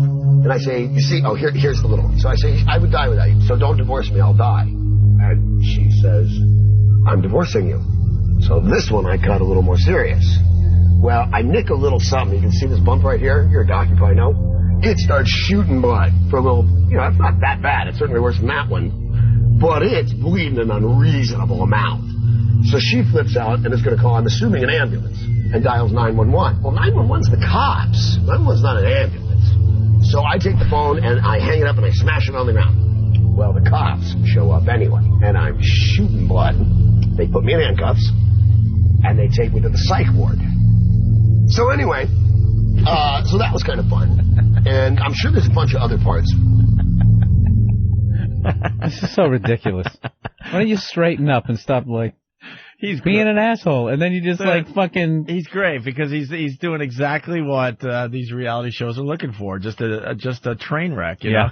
And then you got the therapist there. He's never had this situation in his stupid LA office before, And he doesn't. That therapist probably has a headshot. Have you seen his face? Yeah, the way it's all pulled back? He's like a TV therapist basically, and he's just sitting there. I guarantee that therapist has more problems than Danny Bonaduce. Guarantee it. Drew from Houston says people choose to keep smoking and end up with lung cancer. Lung cancer is definitely considered a disease. Yeah, and people that drink end up with cirrhosis of the liver. That's a disease. That's a disease. Brought on by your selfishness and lack of willpower. Yeah. Now you have that. Well, everyone's the end result is right. You end up with a disease. Yeah. We have... you don't, die from drinking because of the fun that you're having while you're drunk. For the most part. Guys, here it is. Ready? Matt, California. Not a disease. Joel from New Jersey. Is a disease. Matt from Ohio. I had cancer and I was an alkie. Jim from Alabama. It's all bullshit. Oscar. It is a disease. Frank from California. I'm a recovering addict. Bob from Philly. I'm 48 days out of rehab. There is evidence it is a disease. Happy from Wisconsin. Alcohol, not a disease. Shane from Montana, not a disease. Yeah. Which one would you like to go to? It doesn't matter. I think we have stirred up some controversy today. All right, let's go to Bob. Let's go to the guy with the reference. Bob in 48 Philly? days rehab. Hey, boys. How you doing? Hey, What's up, Bob? How are you? All right, listen, I struggle with the same thing, man. Is it a disease? Is it not a disease? But see, the alcohol and the drug abuse is actually a symptom of the disease. It's not the disease. The disease is obsession and compulsion, which is actually a clinical disease. It's chemicals in the brain that are released, that make you obsessed and compulsive about getting your drug of choice, your alcohol and such. But see, I still have trouble believing that too because I'm like you. I'm like, well, just don't pick up, don't use, don't drink. But, they're throwing evidence out there saying, it is a disease. So I'm struggling with it right now. All right. Well, good luck to you, Bob. Hey, have a good day. All right. Hey, You too. All right. Well, enough. I mean, whatever. That's just our opinions on that. I got the 2 clips of Danny and his wife in the therapist's office. Where you were saying, like... Oh, yeah. He looked like he wanted to kill the shrink. This is great. Listen to this clip. This is where Danny demands that Gretchen tell the doctor she loves him. Yeah, this will help in a relationship when you're having problems. Yeah. Are you in love with me? Please look at the doctor and say, I am in love with my husband. I know it from the bottom of my heart. I'm in love with my husband. I think I'm at a place where I can begin to feel that again. Wait. So you're Danny, not please then? stop But this. you told me this way. This can get bad now. Gretchen? Yes? I'm in love with you. And that's all. There's no but. There's no couch. There's no if she'd sleep with me. It's painful that you won't sleep with me. So what? I'm in love with you. Never sleep with me again. I'm in love with you. I hate it that you have a staff of thousands, yet tell me you have no time for me. Keep them and have no time for me. I'm in love with you. You treat me terribly, and I'll stay in love with you. I can't help it. It's like breathing. You're everything to me. Could you look at the doctor and say, I'm sure I'm in love with my husband? Can you? Yes or no? Are you in love with me? I am sure that I am at a spot where I can, because now that everything has come apart. You promised me. You said you would tell the doctor I am in love with my husband. Danny.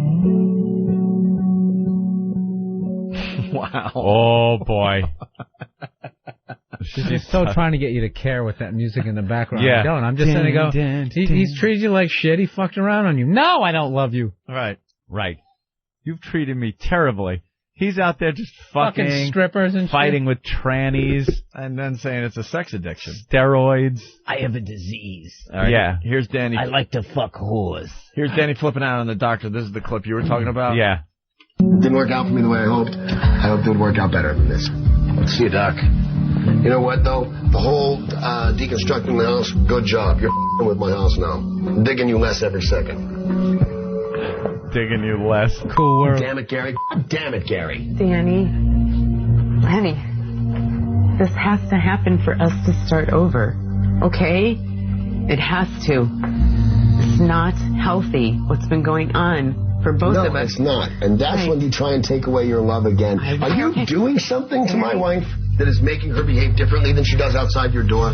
Is there some voodoo that you do that makes a woman outside that door be desperately in love with me and not right there? I wish I could take responsibility. Is there something you're doing? What the is happening around here? Please stop, okay? You know what it is? Like, she has protection in the office. Right. You know, because they're at their home by themselves. Yes, Danny, I You love you. me? Yes. If she started going, I'm at a place right now, boom, right in the face. Right. Yeah, of course, when they're at home alone, she's going to be saying that. She's scared Not shitless. stupid. The guy's got scars and bandages on his wrist, and he's asking her, do you still love me? Of course she's going to say yes. Steroid needle in his shoulder blade. But in the office, she feels a little bit protected, you know? How easy is it to write scary music, too, with a Casio? You just need 2 notes, and you just keep going back between...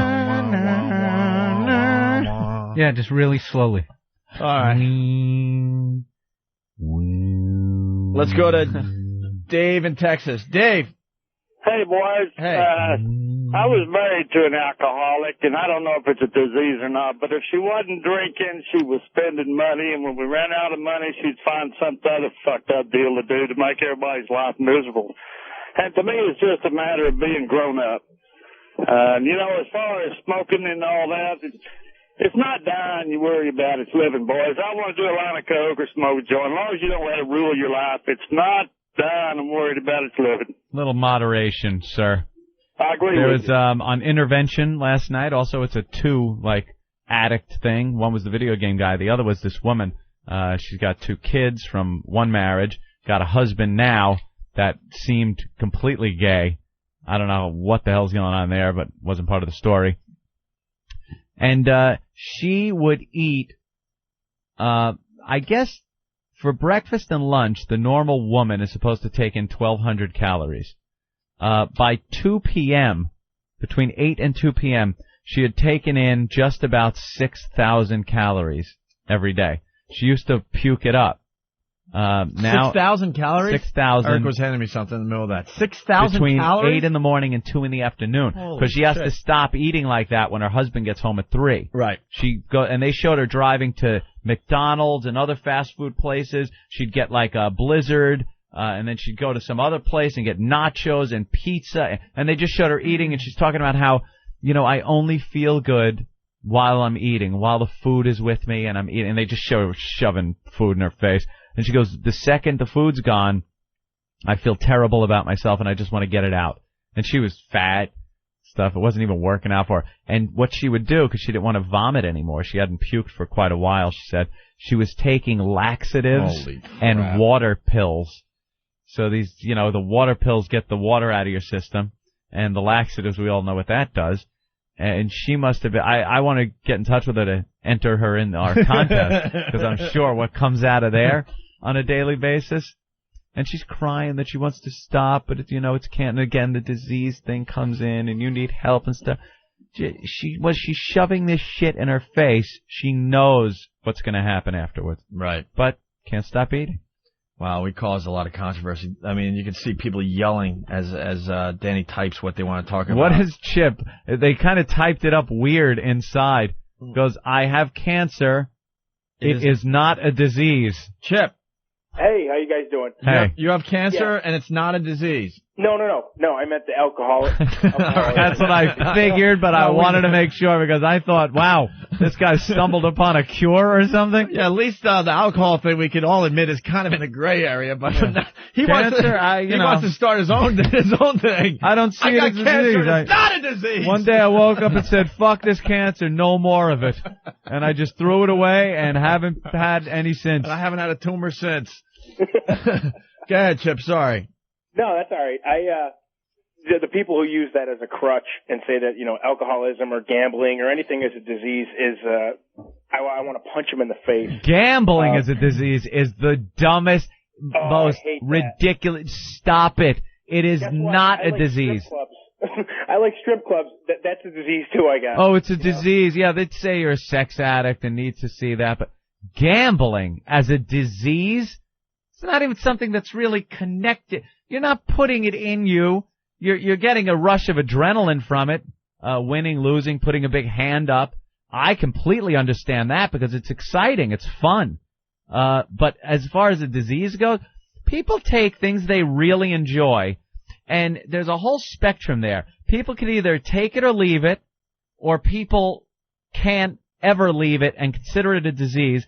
And then there's everyone in the middle with different degrees of, I really enjoy this, but I realize I have a life and I can't gamble all the time. It's fun, but I can't do it all the time.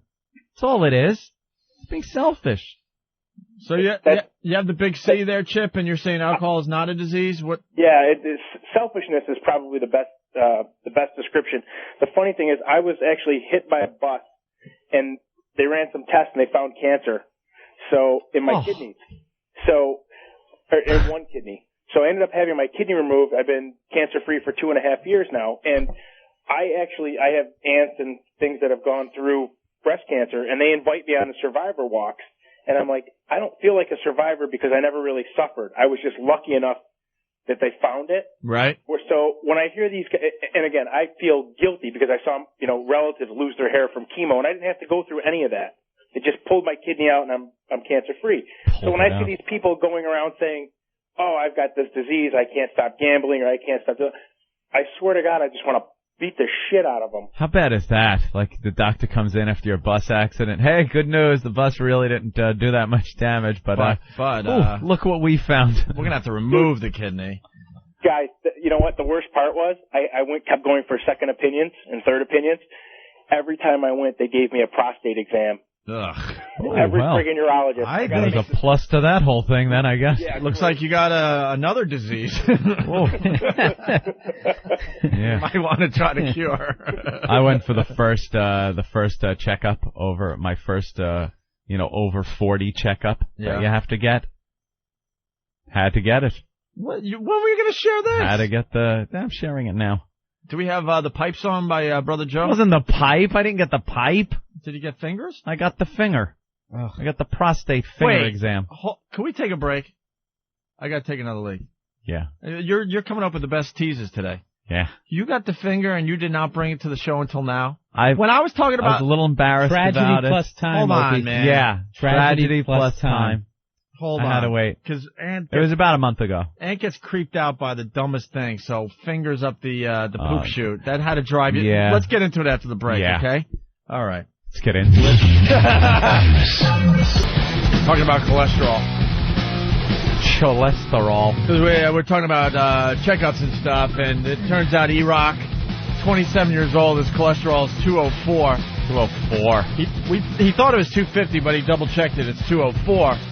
I went to the doctor less than a year ago. I got my numbers, and they were really good. I was very, very happy. Yeah. And my cholesterol was something like 136, and the doctor looked at me and he said, "Are you on any kind of medication? Because this is the lowest I've seen a cholesterol count from someone that's not taking medication to keep it way down." Mm-hmm. I'm like, "No, absolutely not." So I thought I had a good number, so I called up my brother. Like my family, because my dad had horrendous heart disease and heart problems, So half our family has the high cholesterol, and the other half is doing quite well. And one of my brothers doing very well. So I'm like, "Hey, Quinn, I want to bet you a steak dinner on who has the lower cholesterol." Thinking I had a great number, man. I'm like, 136. I'm gonna pull this out, no problem, right? So I tell him like, and I had a steak restaurant all planned and everything. He's like, it's cute. I'm like, what do you mean it's cute? I'm 118. My brother's 118. He's 118. And I thought I had a good number. I'm like, how do I lose at 136? Eats lettuce every day. That's it. Those female marathoners who shit themselves in the final mile. Yeah.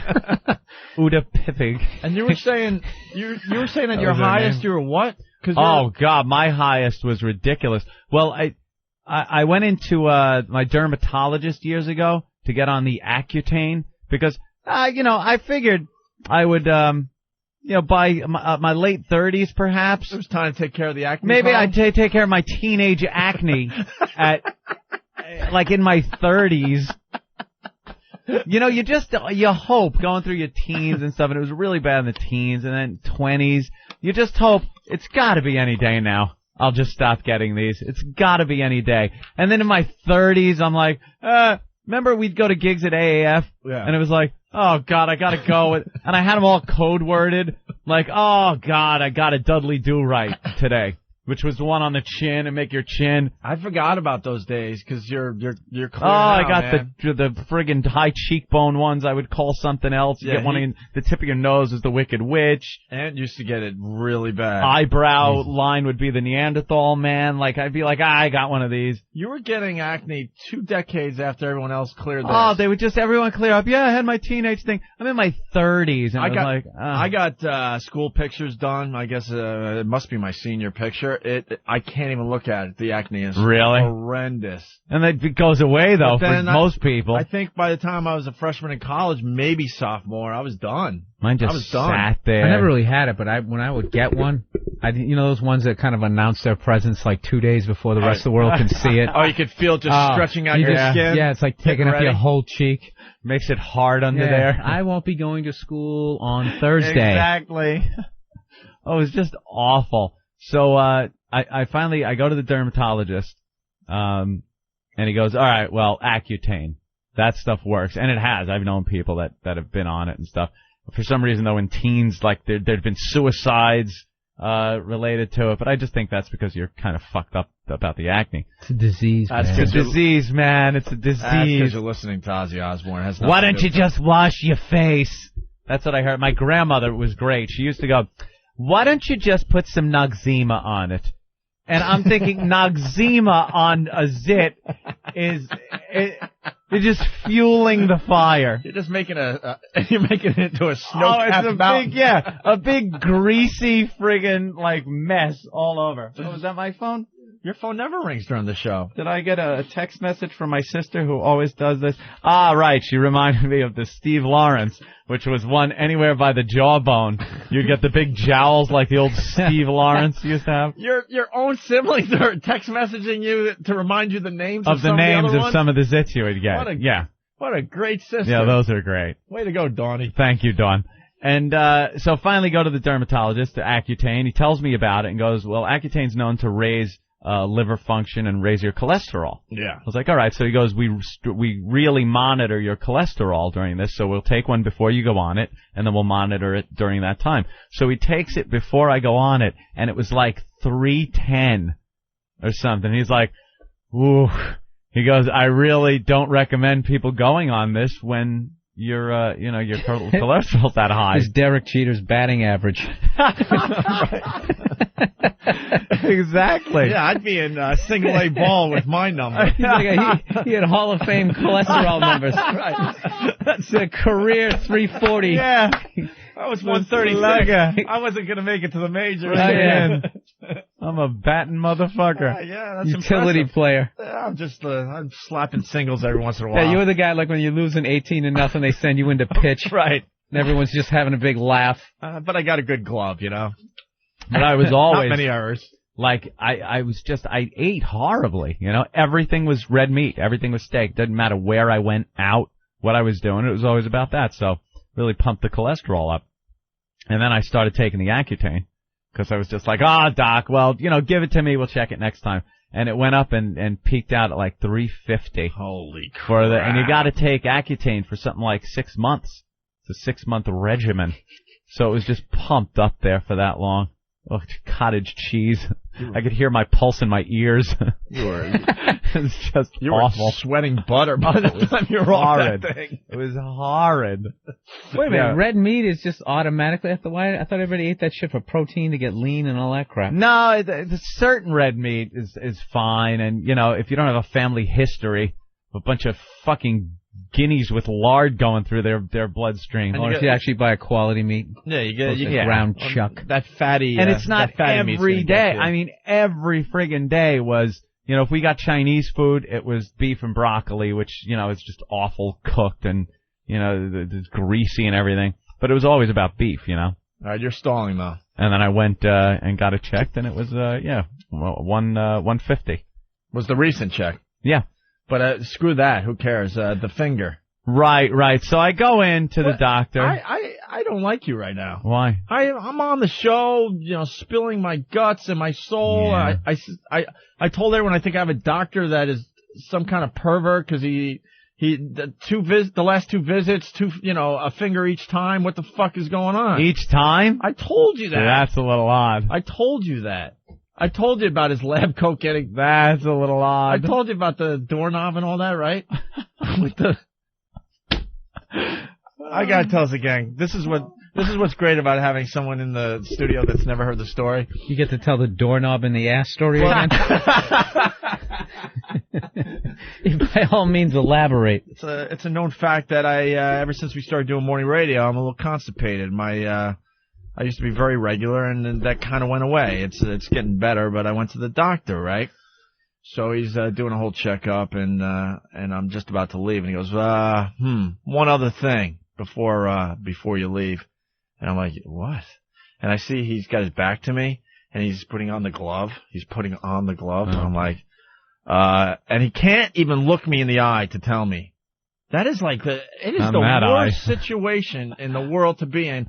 Because he's like, his back is to you. And you were a rookie for this one? Totally. First timer, yeah. And then it's a rough one, first. And he's putting on the glove, and he can't look in the eye. And I'm sure he's done hundreds of these, but to this day, he still can't look the patient in the eye. And he kind of mumbles almost under his breath like, take your pants down and lean forward. I'm like, what? I have to take your. I just want to check one other thing, right? And so now I'm in position, and you don't see eye to eye, and you shouldn't see eye to eye.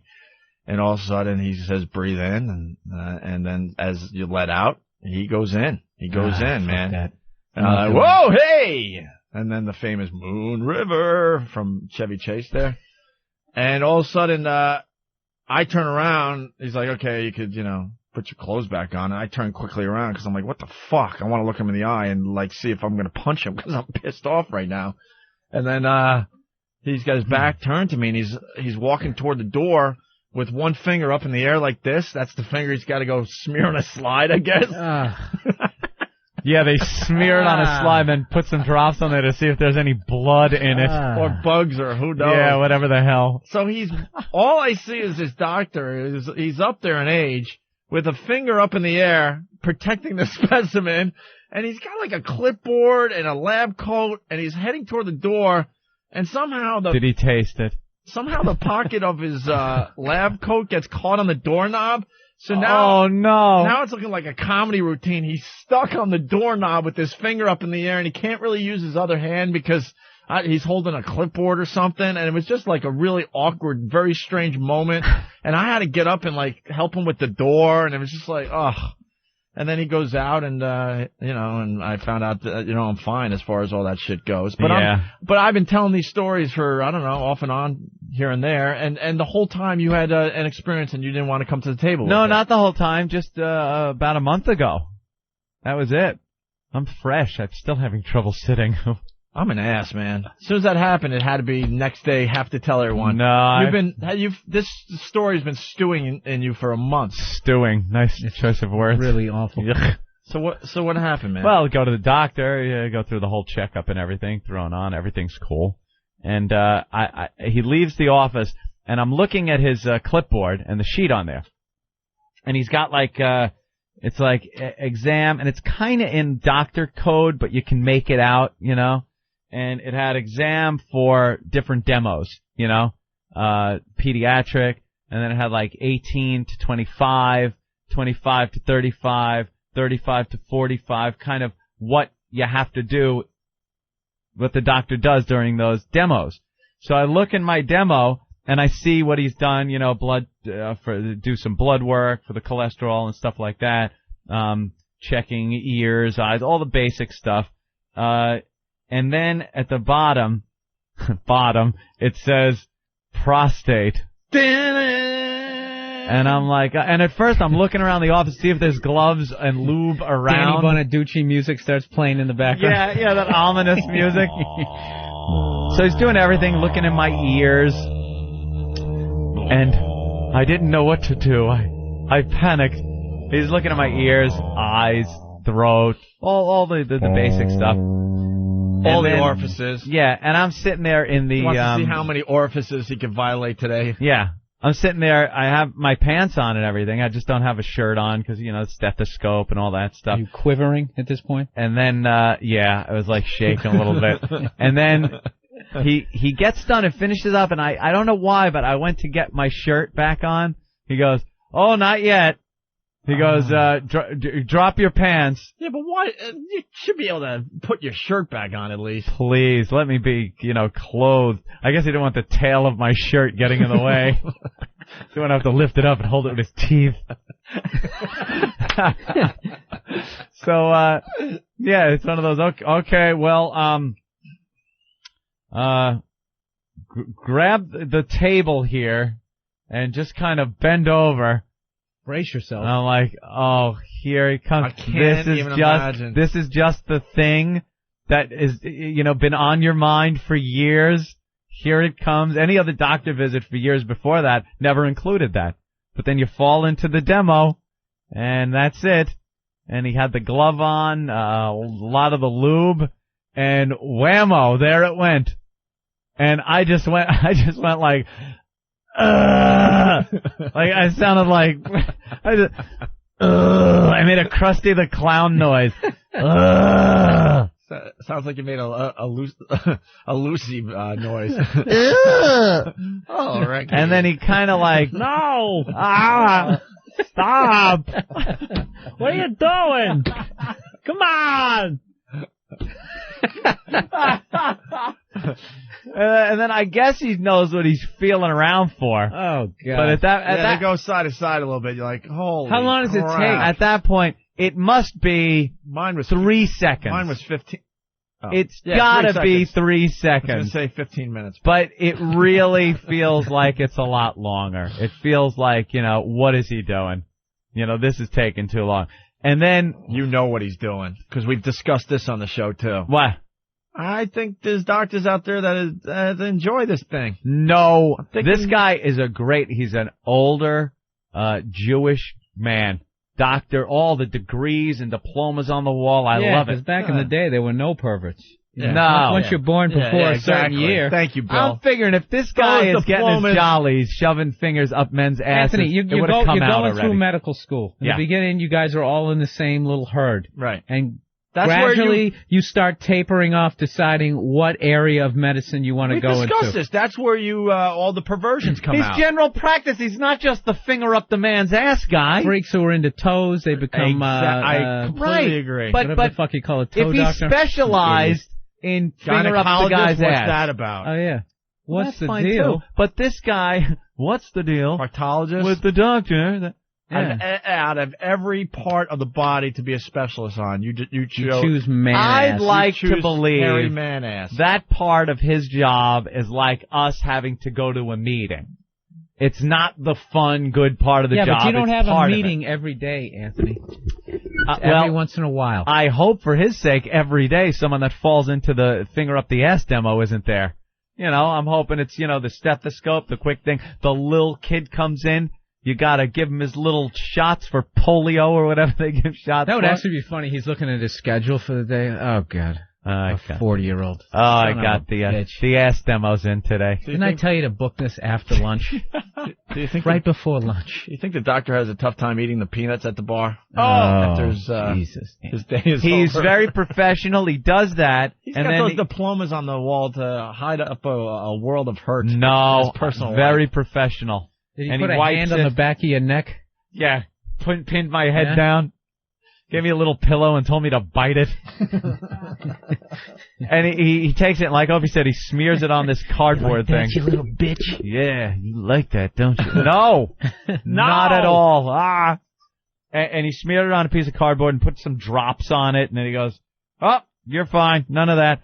But then the most degrading part of it, as if that wasn't degrading enough, was he takes paper towels out of the paper towel thing and just hands it to me, like, "Yeah, clean yourself up now."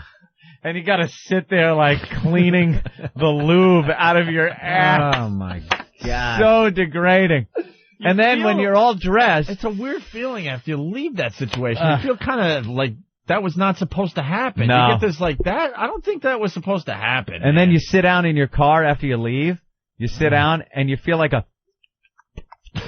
like there's something lubey still going on. You know what I did? It is horrid. Did you go home and shower in the fetal position? Oh, absolutely. Like Elizabeth Shue in Leaving Las Vegas? Absolutely. I left the office and taking the washcloth, just washing, going, ow, ow. I left the office, sat in my car, got my Carpenter's Greatest Hits CD, threw it in, cranked it up, and just cried.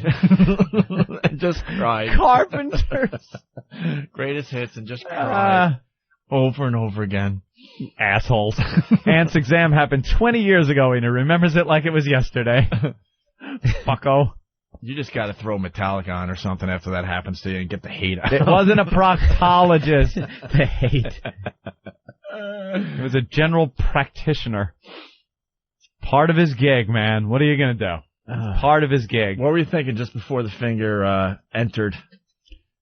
What do you think? It's just one of those, oh my God, here it comes. I was like, you gotta be kidding me. If I had that job, I would have like a fake hand, like you got at a joke shop with a finger, and everybody would be fine. Dude, you're fine. Yeah, you got fine. nothing to worry about. Go ahead, sue me. That would be my defense. I just didn't want to stick my finger up another guy's ass.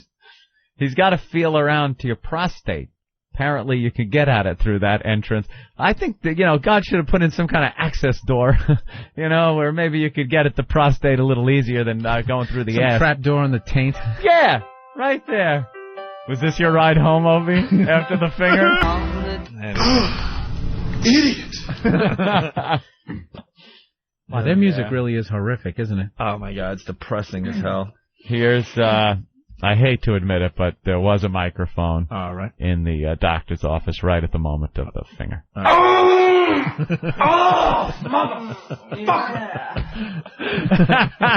Doctor sounded sexy at the end of that.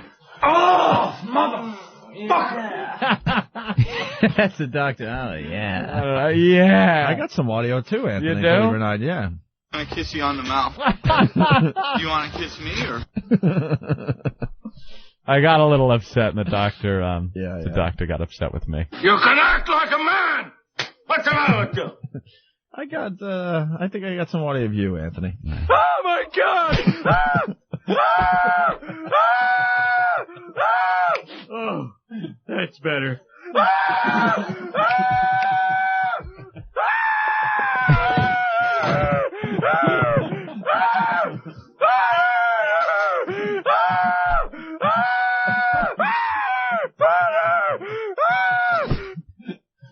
Yeah. And I got a little mad. I gotta admit, I was wrong, but I got mad at the doctor. And a man in my position can't afford to be made to look ridiculous. Yeah, before that, I got audio of the doctor talking to you. Oh, really? You're a filthy whore! Yeah, that wasn't even necessary. It wasn't appropriate. And then, of course, you had to fight back a little bit here. You're a kid toucher! It's got a little ugly in there. But more audio of you. Torture! That's torture! Yeah, of course. And then the doctor threw this out, which I thought was a little odd. Hell, I like you. You can come over to my house and fuck my sister. I hear, Anthony, that you didn't actually walk out of the doctor's office. You were crawling back to your car. Wow. And we have audio of that as well.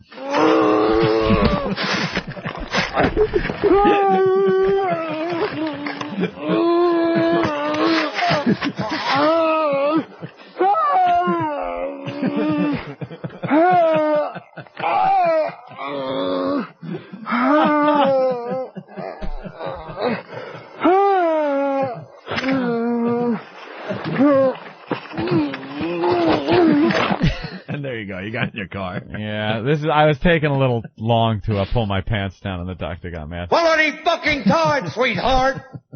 And then I told him, wow, that hurt. Well, no shit. All right.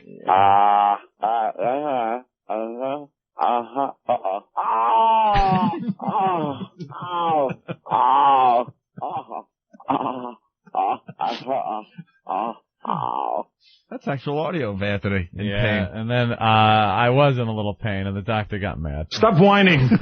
Stop whining. Quiet. Stop it. All right. Bill Burr sitting in today. BillBurr.com, right? Yes. BillBurr.com. On MySpace. Or MySpace. Especially the hoest. We got to play the Bill Burr, Jimmy Norton campaign ads. There's two more. Yeah, I haven't heard these. They're really funny. There's two new ones today. We're going to do that and talk to Jay Mohr right after these important things. All right, we got a big star on the line. We can't make him wait here. Our good pal, Jay Mohr. Jay, what's going on, buddy? Hiya, girls. Wow. How are you? What's going on? What are you up to? Billy Burr, you're there at the perfect time. What's up, Jay? Wait till later when Opie dresses you up like Jimmy, calls Steve a pussy, and punches you in the face. Hey, how did I almost make a fucko list Friday? What happened? I didn't. No way. That's not what I said. Anthony, no, I know I didn't make the list, but they were a little too close together. No. I said you're still a very good friend of the show, but you don't have time like you used to call the program. That's all I said. And I just think I'm defending myself today, sir. I think that people are looking through the oldie days with these rose-colored Jay Mohr glasses. I don't think Jay really made a lot of appearances on our show back in the old days. I think they were just all memorable. Very memorable. No, I was in every day because I was a degenerate and I wanted to get head. Oh, there were times when he came in where it was like for a week straight. That's what I mean. He did a lot of time on our old show. That's all. But he got gigs out here too. Jay, I want to go on record. Not even close. You know that. I consider Jay one of the absolute best friends of the show. And we're like, who could blame him? He's going out with Nikki Cox, and he doesn't have time to call a radio show anymore. And and he's raising a son. We get it. That's all I said. You got kids, Burr? No. Not that I know of. Oh. See the picture of Dice begging on Whackbag? Yeah. I'm over here now. And he's a homeless Dice. Oh, really? I haven't seen that one yet. Hey, how about something? A little something for me. We'll tell jokes for food. And then you say no, and he does that. All right, God bless you. I hate that when you don't give the bum money and he goes, "God bless you, have a Yeah, we got that one just the other day. Yeah, you feel a little guilty. With that, you fuck. We got a Jewish homeless guy outside the studio with Who really plays it up. with a pit bull that is really scary. Wears the yarmulke and actually has on his sign, homeless Jewish man. Right. He's playing it up, and then he goes hello when you walk by, tries to be all nice, and then if you pass by without giving you something, he gives you a little growl. Yeah, he taunts you. Cancer. You should get cancer. Yeah, exactly. he taunts you, and he has this scary pit bull next to him, so you can't really talk back to him at this point. I never understood homeless people with dogs. Well, the other day I walked by, exactly, the homeless person with the cats. So they use their pets to make you feel guilty, so you would give money. Yeah, like the money's going to the fucking Friskies. Right, because now they're saying, look, I need money to feed these cute cats, and they're buying it. You know, I do is I pick up their animal and I fuck it right in its face. Like I'd get that pit bull and I'd put my dick and balls in its giant fucking mouth. And I'd be like, look at that pit bull sucking my fucking cock. And then I'd look at him and he'd look at me like, I'm a pit bull. I'll totally just bite off your whole shit. I'd be like, no you won't because you're hanging out with a fucking Jew.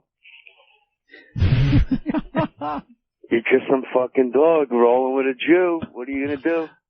It doesn't really, there's no punchline. I just wanted to make fun of Jews. We've had a couple of Jewish references on the program today. Yeah. The Jew fish. The Jew fish we talked about, sure. Yeah. So, Jay, you're doing a big Katrina relief thing with Dane Cook tonight? My last performance. Yeah, because you were telling me recently you're not digging the stand-up these days, right? No, I've kind of retired, and then it's a young man's game. It's a Bill Burr game. It's a Dane Cook game. It's a guy without kids game. Oh, really? Yeah. Come on. You just had it? I just don't love it anymore. I don't know. I just don't want to be like Richard Jeni ever. You like Mike Tyson out there? I don't have the heart for this anymore. I don't want to be like those guys that you just see and you're like, this guy just does not like what he's doing. But Jay, could you at least do the retirement speech? Because I love when you see that on TV. On the show? Well, Brett Hull just retired and crying like a baby up there. I love it when the athletes have to retire and then just cry. But when he got home, his dad kicked him right in his ass. Probably. What are you doing? Yeah, when they sit down and just, this sport has been fantastic to me, and the people that I've played. There's always that breakdown moment. The people but you love hockey, right? I absolutely love the new rules, yes. And why is there offsides in hockey? Why can't a guy cherry pick and you just skull a pass across the ice to him? I totally agree, but they finally got rid of the 2-line pass, so that is speeding up the game. But hockey sucks so bad, I don't even know what that means.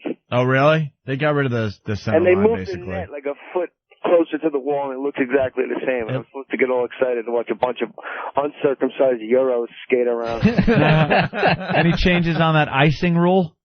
Well, they don't have the 2-line pass, but okay. Jay is saying you should be able to just shoot it all the way down the ice if you've got a guy down there. Which, yeah, like why not?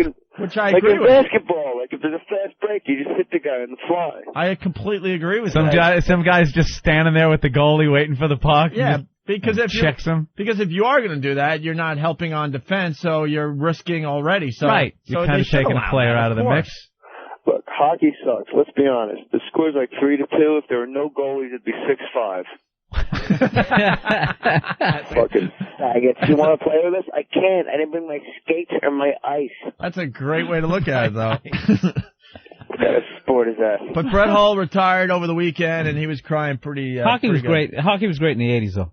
It's just sucked ever since they had the left wing lock and all that bullshit. You know what fucked up the game, Bill? No fighting. Wait, the left wing lock. That sounds like some wrestling move. Well, no, they bring one of the forwards up and they put him on the blue line. It's real complicated, Jay. You just keep watching the simple sports. The trap thing. I will. The trap thing. I like handball. I like watching the Puerto Ricans play handball. Know what rule they have to bring back to hockey? If there's a fight, you're allowed to leave the bench. Bench clearing brawls. Third man in, you ought to be able to allow to do bench that. Bench clearing brawls. If your guy was getting beat up, everyone just piled onto the ice, and then there was like a lawn, When there was no third man in rule, which is basically if your teammate's getting the shit kicked out of him, a bigger dude jumped in, kind of like with your friend in a bar. Yeah. Then once they got rid of that fucking rule, Right. it ruined it. And now they just, now they just have two guys fighting. I mean, it's still, the fights are still exciting. At least they're keeping that in the game. Pat from Monaco. Football, I don't understand in football too many men on the field. I think there should never be enough guys. If you can sneak 16 guys to rush the fucking passer, God bless you. Hey, I got to get Pat's line in here. Pat from Monaco. He says, hockey, it's a game for a guy who's not fucking Nikki Cox. Can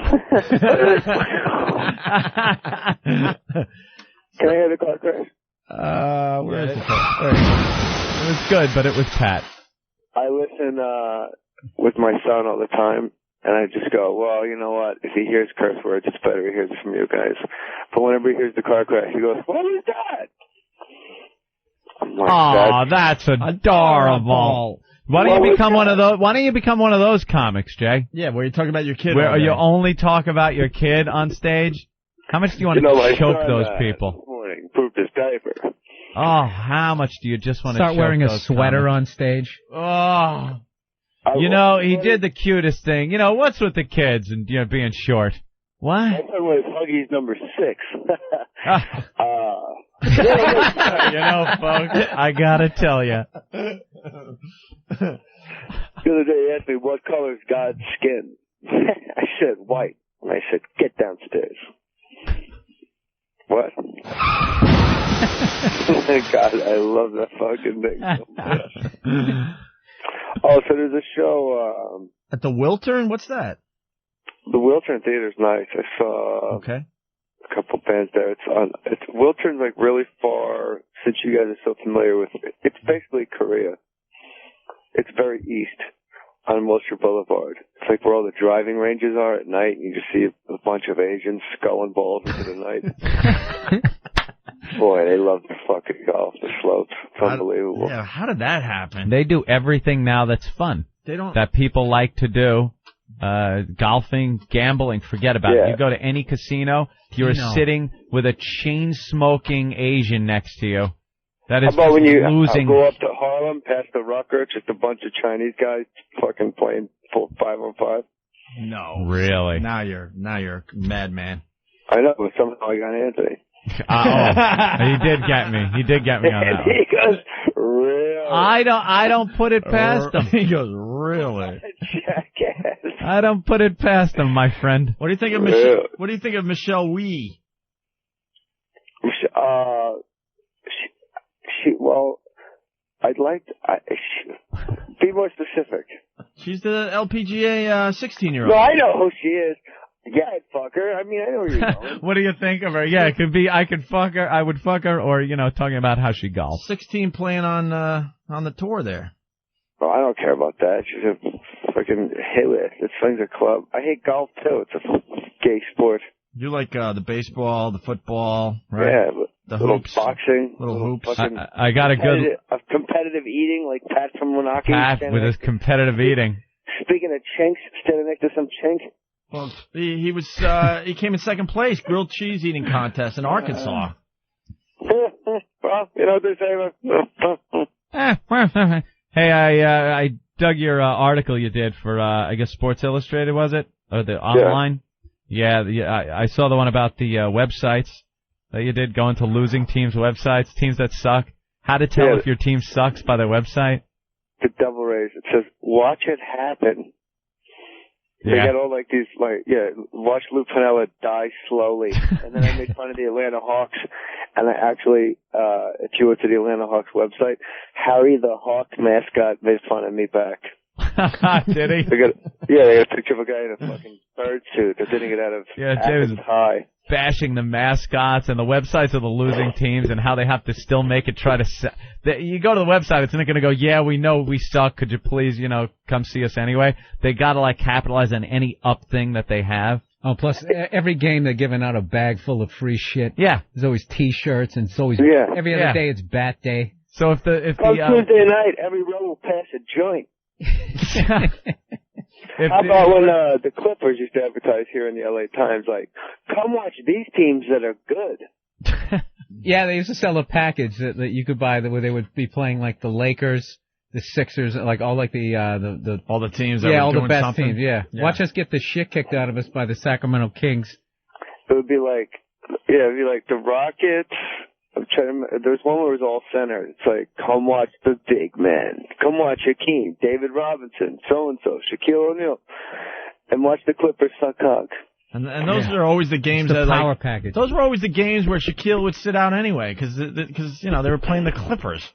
Because he pulled his vagina on a cheeseburger. There's a show at the Wiltern Theater tonight with myself, Okay. Gary Gulman, who did almost kill me one night on Last Comic Standing. Did you hear that story, Bill Burr? No, what happened? He started. I like how Jay. Bill Burr's like, no, I have no idea, even though everyone talks about it. Bill Burr? What? No, I honestly didn't hear about that. What happened? Like, was I supposed to be in like the stand-up comedy cafeteria around the water bubbler and heard that one? You changed, man. You asked me if I heard about it. I said I didn't hear about it. And then all of a sudden you lashed out at me. I lashed back. Did you play Bill what Carlos said about him? Because he's right, man. You totally changed. Wow. I have no idea what's going on. No, I was just joking around. I was to say because I never met Carlos. No, I'm just joking. All right, well, it's the Wiltern with... No, fuck that. What happened between you and Gary Gulman? Oh, I was fucking with him and he grabbed me and threw me into a wall. Is there footage of that? What? Is there footage of it? No, I would. If there's, it wouldn't have ended there if the camera's rolling. Yeah. I would have had to go get something from the parking lot. I would have to hit him with Ralphie May. He's a big unit, Goldman. 6'4", 220, and those big, thick Jew lips. That childhood anger. All the fucking jokes about cookies. I'm actually doing a tour with him coming up. He's a good kid. What, are you worried I'm going to tell him that story? All of a sudden he did a 180. There's the comic thing, yeah. He's a great guy. Yeah. You might No, not he do, is a good guy. You might not do stand-up anymore, but you got the comic, diplomacy thing. I talked to him in person. It was completely my fault, the whole thing. Fucking scumbag, unfunny piece of shit douchebag. He's a great guy, though. He's a Great good guy, kid. though, I man. like He's got him. a good act. I like him. Good Good act. kid. Pulls, Good draws, kid to Goldman. draws a lot of people. He's got those Andy Pettit lips that I like. Faggot hack is what that. But he draws people. A nice enough guy, sweet. Well, let me finish. You fucking comics are all like that. Louis Anderson, Frank Kelly, and the Dane Cook top 10 Billboard album, Retaliation. You guys know the Dane? Oh yeah. The fire-breathing dragon, which is the Dane, the double finger. I heard you do a pretty good impression of Dane. I heard from some people. I hit things. I heard a little things. bit. Heard you do it a little bit. I think it's a little visual, though. Gonna have to get you in here. All right, Jay. Let's hear it. I really don't know that I did one. Yeah, someone was telling me you're doing. That's pretty good. We heard The things. Jews. It must be. Listen, let's not let this degenerate into. Let's make fun of Voss, where we can all rally at the same time. All right, Who got Jay. married at a fucking Best Western in Guelph. All right, Jay. They're telling us you gotta go. Yeah, because we have Stalker Patti. She's doing a book report for us today. And we're running out of show. We were supposed to get her in here an hour All ago. right, but listen. Yeah, let's go. Click. Yeah. All right. My girlfriend emailed me. She goes, I love the shit you bring up on the air when the chef is here. It's not at all uncomfortable for me or embarrassing when you get home. So, yeah, okay. Roberta, sorry you had to hear that. What, getting the finger up the ass? That awful story about my prostate exam. All right. As we go to break, Lewis Black did something really good on Inside the NFL, I think on HBO. A rant on fantasy football. A lot of people playing the fantasy football these days. Wow, who gets into that? Who's into that here? Anybody? How about everybody? And no one I know is in it, but I know of. You don't know people. I don't know. It just kills the conversation. I don't know anybody. You don't know. Like, guys, he Peyton Manning, man. That guy, yeah, dude, he's on my fantasy team. You're like, ugh. Fantasy football is blown up. I just acquired this player, and it's like he's doing great for me. It's fantasy a whole thing. football. They got message boards. And I know. It's huge. And you're at your computer all Sunday just checking. You know what? Just like the alcoholics, they're a bunch of pussies. It's a disease. Come on, Bill. It's a disease. Pussies. And during the week, they trash talk each other. We're gonna kick your ass. Talking this smack when the game comes up. It's all the rage, and Lewis Black had a great slant on it. Check this out as we go to break. There was a time when transporting yourself into a world of fantasy was considered uncool. Whether you were rolling a six-sided die to determine if your wizard could beat a dragon, or immersing yourself into Stratomatic baseball, you were considered a pasty-faced basement geek. I'm the wizard. That's all changed now that fantasy has become a brand name for a current craze. Fantasy football is out of control. The same guys who used to stuff me into lockers and taunt me about my troll collection are all clammy, with pink-rimmed eyes, gawking into computer screens, refreshing every 2 minutes for real-time stats, purchasing NFL television packages for access to every game. Now, when I try to watch, there's so much scrolling and popping up all the time, I can't see the goddamn play on my television. I don't care that LaDainian Tomlinson has 2 receptions for 8 yards in the first quarter of another game I'm not even watching. You care. When I was reading that, I missed the excitement of my real team's 2-yard completion on 4th and 3. There's a reason people watch TV. Because they don't want to read. Stop it.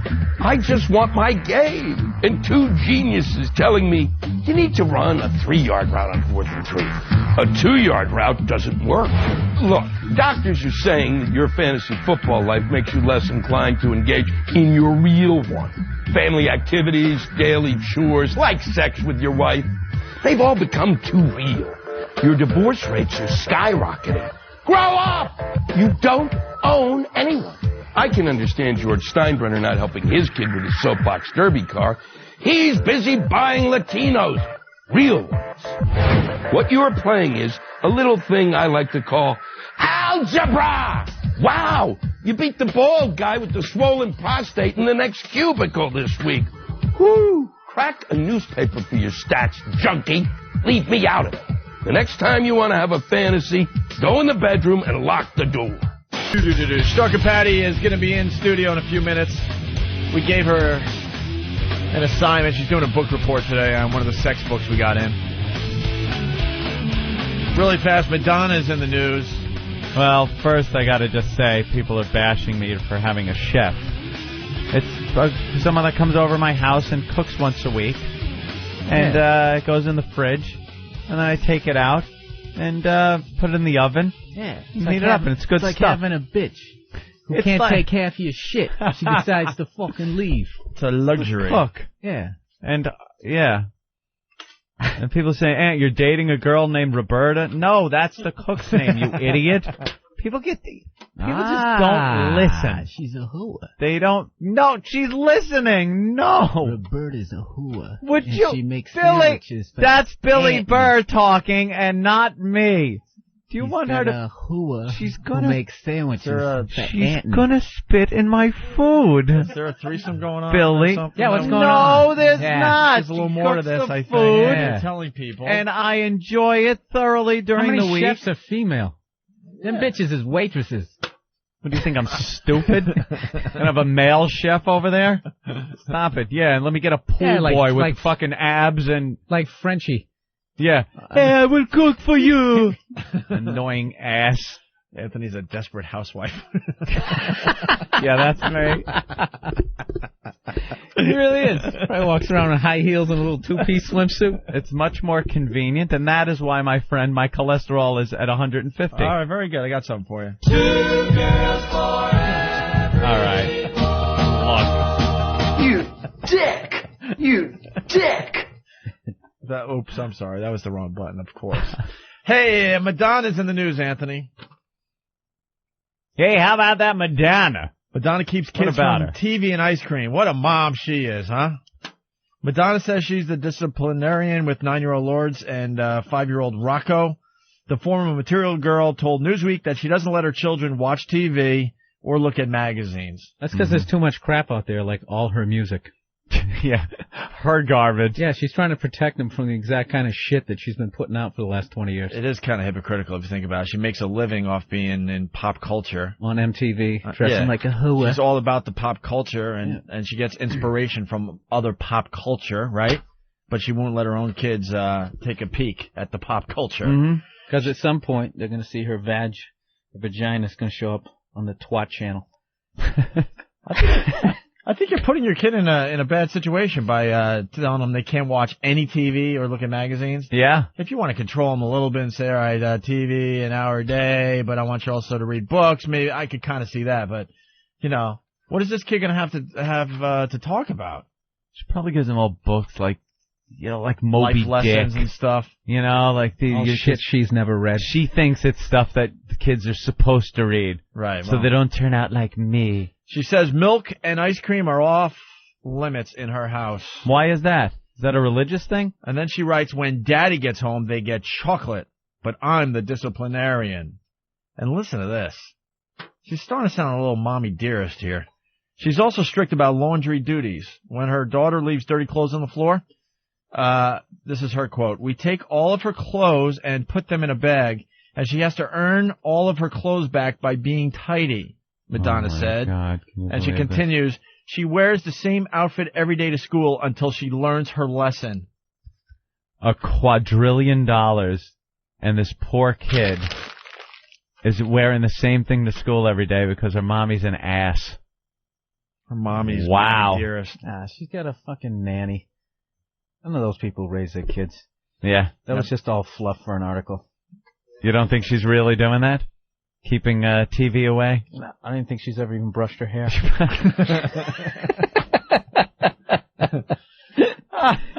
Yeah, that could very well. They live in a castle. Yeah, they do. Yeah. Literally. Like a You send castle. your kid to the dungeon. You don't want to deal with it. Oh. Hi, Patti. We go from Madonna to the turn. So what does your chef look like, by the way? Just a lovely woman. Is she hot? That comes in. Anthony, would you like another sandwich? I don't look at her that way. I'm preparing the stew. When you get a cold, does she rub Vicks Vapor Rub across your chest? No, it's not Mary Poppins over my house. Does she wear a little lingerie? No. She wears a professional chef outfit. Does she wear the wink, wink, nudge, nudge wizard robe? No wizard. Why would a chef wear a wizard robe? Just because she walks around dusting with the little feather thing. Oops. She makes wonderful Dropped food it all again. week. And then I'm able to eat. I don't believe in bras. You are awful. I find them so restricting. Would you Anthony, stop I it? have a kink in my neck. Could you massage it with your cock? Now you're completely out of hand. And I hope my XM radio has broken. I just want to make it as awkward as possible when he comes walking in. It's going to be awful already. She keeps dropping things on the floor in front of you. No! Oops. I've had a craving lately. We say hello. She's very professional, like does her sausages. job. I go to the computer. That's it. That's it. Would you like God, to I love taste what you. I'm baking? Anthony, I love you. You're so focused. You just do something and you just assholes. have to finish the game. It's really attractive quality in a man. There is no conversation. There is hello, how you doing? And then I'm off. I love facial hair. It makes you so rugged. I bet you want a club sandwich, don't you? You want to club me, Anthony? Would you stop it? I have to go home. Are you trying some of her pie? Yeah. You know, hey, fourth grade humor at best over here. You fucker. You are... Stop it! You ever been with your wife and your girl, you just start thinking about fucking your chef? This is great. Does she have little quarters right down the hall? No, it's not a live-in. You're going to have to take a day off later this week because you're going to have botulism. I am going to take a day. I'm taking a day off from going home today. Opie, all the rain, you're telling me at one point this week she didn't want to deal with the traffic and she stayed over, air quotes? Yeah. Nope. So what happens when she stays over? Doesn't happen. There could be a blizzard outside. She goes. She goes home. She's got a family. All right. Stalker Very Patti. nice woman. Hello. Hi, Patti. Hi. What happened to your makeover? Yeah, What do you kind of mean? went away. Your makeover turned into yikes. No. You're back to the old Patti again. Yeah. No, I just woke up a little late this morning. Yeah, so did Bill Burr. Yeah. So I had to tell some boring story until he got here. What do you got in the bag?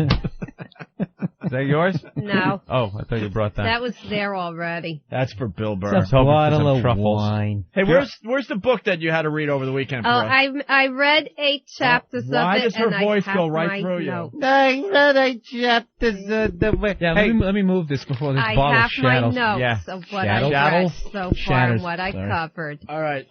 The book is called Everything You Know About Sex Is Wrong. Hey, do you have to pay for the truffles when you bring them here? Sometimes, but You I get do? 50% off when I do that. 50% off? Yeah, because it's a good type of privilege that I get my discount. You should bring them every time, though. Yeah. See, because we eat them within seconds. It's like a shark feeding frenzy of truffles. You're certainly not here for your good looks. Bring the chocolate. We welcome you here with open arms to accept Bring the chocolate, ton of body. Someone wants to make a point here. Yes, sir. Who, me? Yeah, because I don't know your name. It's not written down. My name's Keith. Hey, Keith. And, yeah, I just want to help Anthony out. Because, you guys are nailing him with the cook.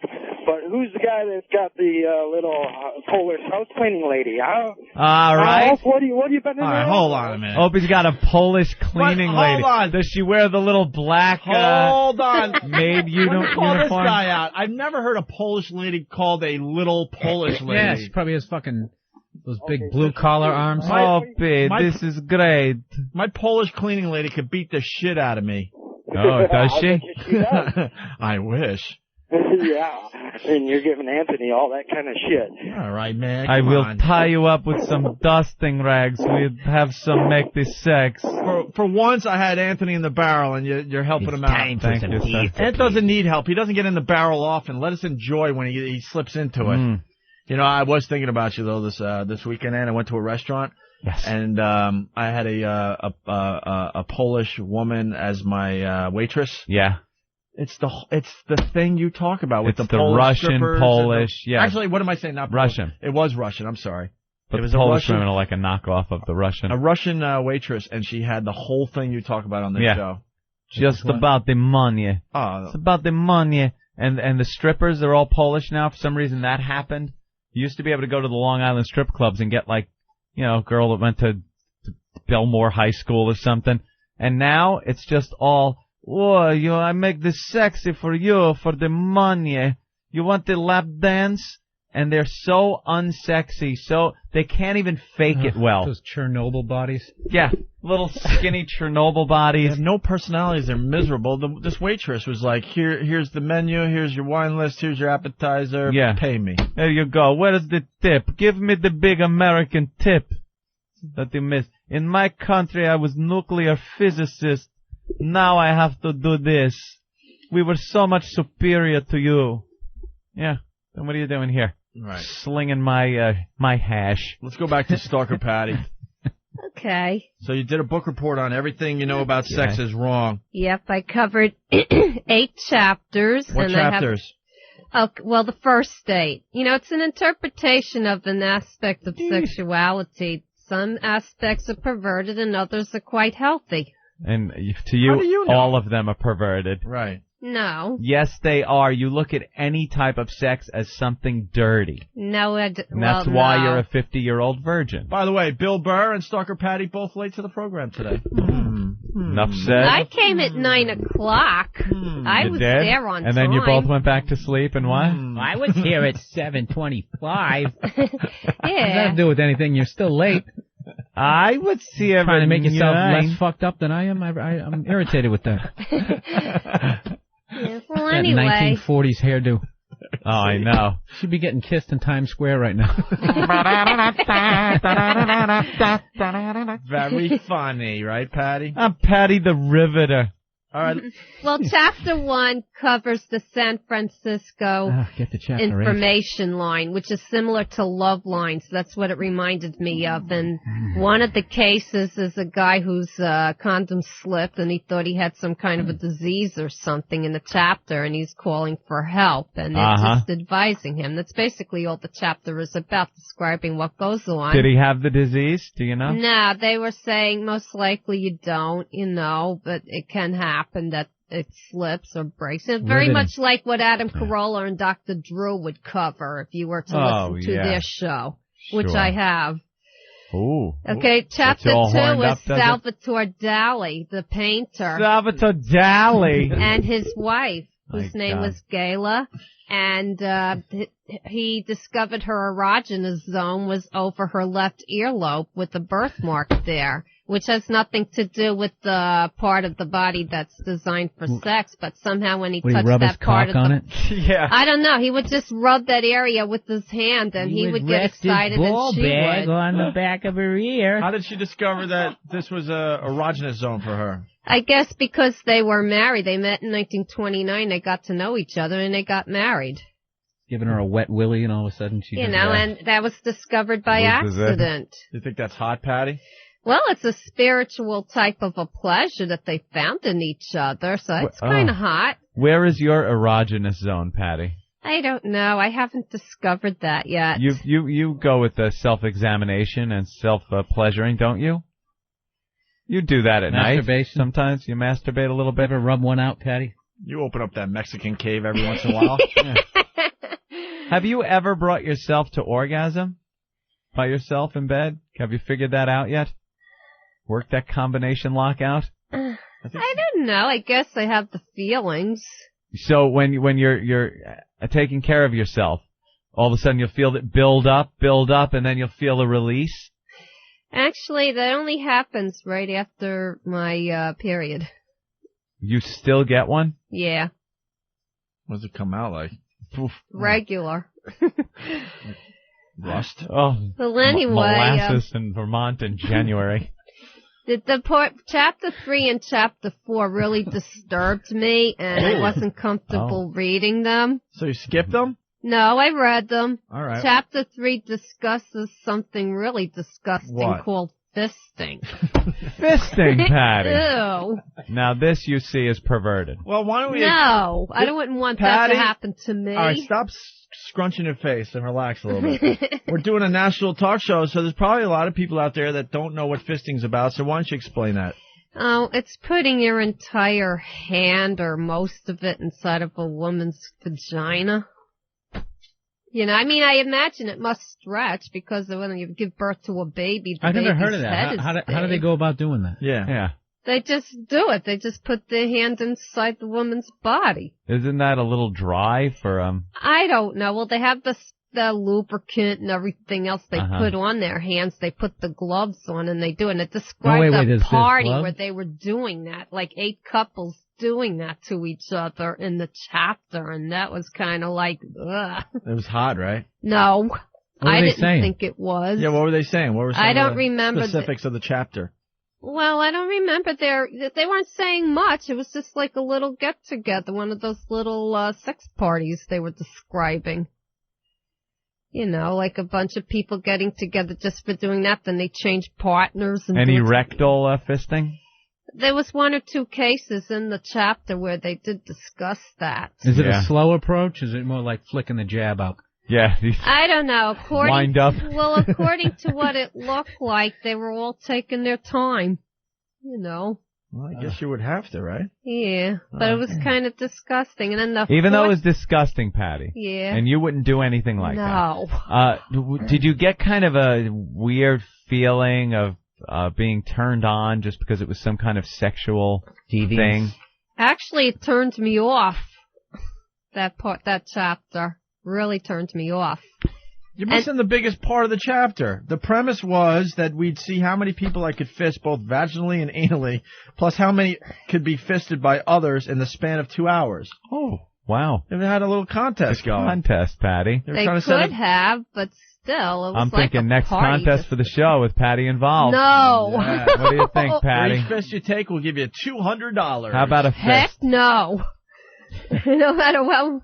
By golly, no. And then Absolutely. chapter 4 was sort of Oh, wait, like... are we done with the fisting? I think so. Chapter 3 is fisting. All right. See, chapter 4, it sounded like a satanic ritual, bloodletting, where people cut themselves before. There's a ritual form of cleansing the body before they attempt the act. You should have tried the ritual form of cleansing the body last time you were here, according to people that sniffed your armpits. Oh, stop, you know. You all clean today? Yeah, it could have been just the fact that I didn't put deodorant on before I left. You put it on, though, today. Yeah, because I always remember. Still using a right guard? Hey, Patty, you know in every book they highlight very important sentences or quotes? Uh-huh. Yeah. Patty, could you read the one on page 25 for all the listeners here? Page 25. This is on bloodletting, because I guess people get... Did you learn that people get turned on by this whole bloodletting thing? Oh, they did in the chapter. So they cut themselves, and there's something erotic about that, turns them on, and they have better orgasms like a and stuff, right? Cleansing. All right, listen to this. This is part of the chapter on bloodletting, Anthony. Go ahead, Stalker Patty. No. I have to read that? Yeah, just for the listeners. Why? Okay. Oh, God. This chapter was so disturbing. Talks about blood sports. Sucking the blood off of your cock has almost sent me into sensory overload. The creamy coppery taste mingling with the smoky fake con taste of you. Drew Boogie, you getting all this? Oh, thank you. Thank you very much. I see really. the next song. Give me my book. Patty. Oh, Patty. That's what they call Blood me. and cum. Well, anyway, it just reminded me of what people do in a satanic way Right. of worship when you read those, you know. All right, what else did you learn about the bloodletting? Anything? No, it just seems like a ritual. I would imagine that they believe it cleanses the body. You know, lets out all the impurities. That's how I see it, but it's something I wouldn't Could do. you read this philosophy, too? All right. Oh, please. Just read that one right there. Yeah, There you that's go, a very Patty. important... Read away. Oh, it's been proven to me with anything with tits and a cunt can do anything to a man. Look how she's like, yeah, she could... Patty, do you grind your teeth at night? No. I'm just asking. Wow. All right, so that's it for bloodletting? Yeah. All right, what was the next chapter? I think chapter 5 was written by a gay man because he talks about having a very, very strong crush on his father.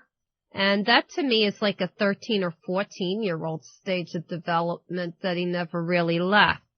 Oh, look at you. Is that Yeah. self? You thought of that yourself or read it in this book? Well, that I know. It's common for 13 and 14-year-olds to have crushes on members of their own sex, and then they outgrow it a Are you couple years later. insane?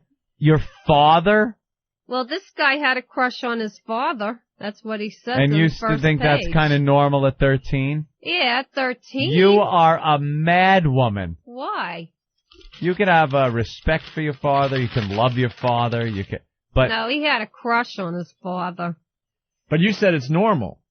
For a 13-year-old. no, it isn't for any age. Well, a lot of people go through that stage where they develop crushes on members of Did their you own sex. develop normal if it's a crush stepdaughter.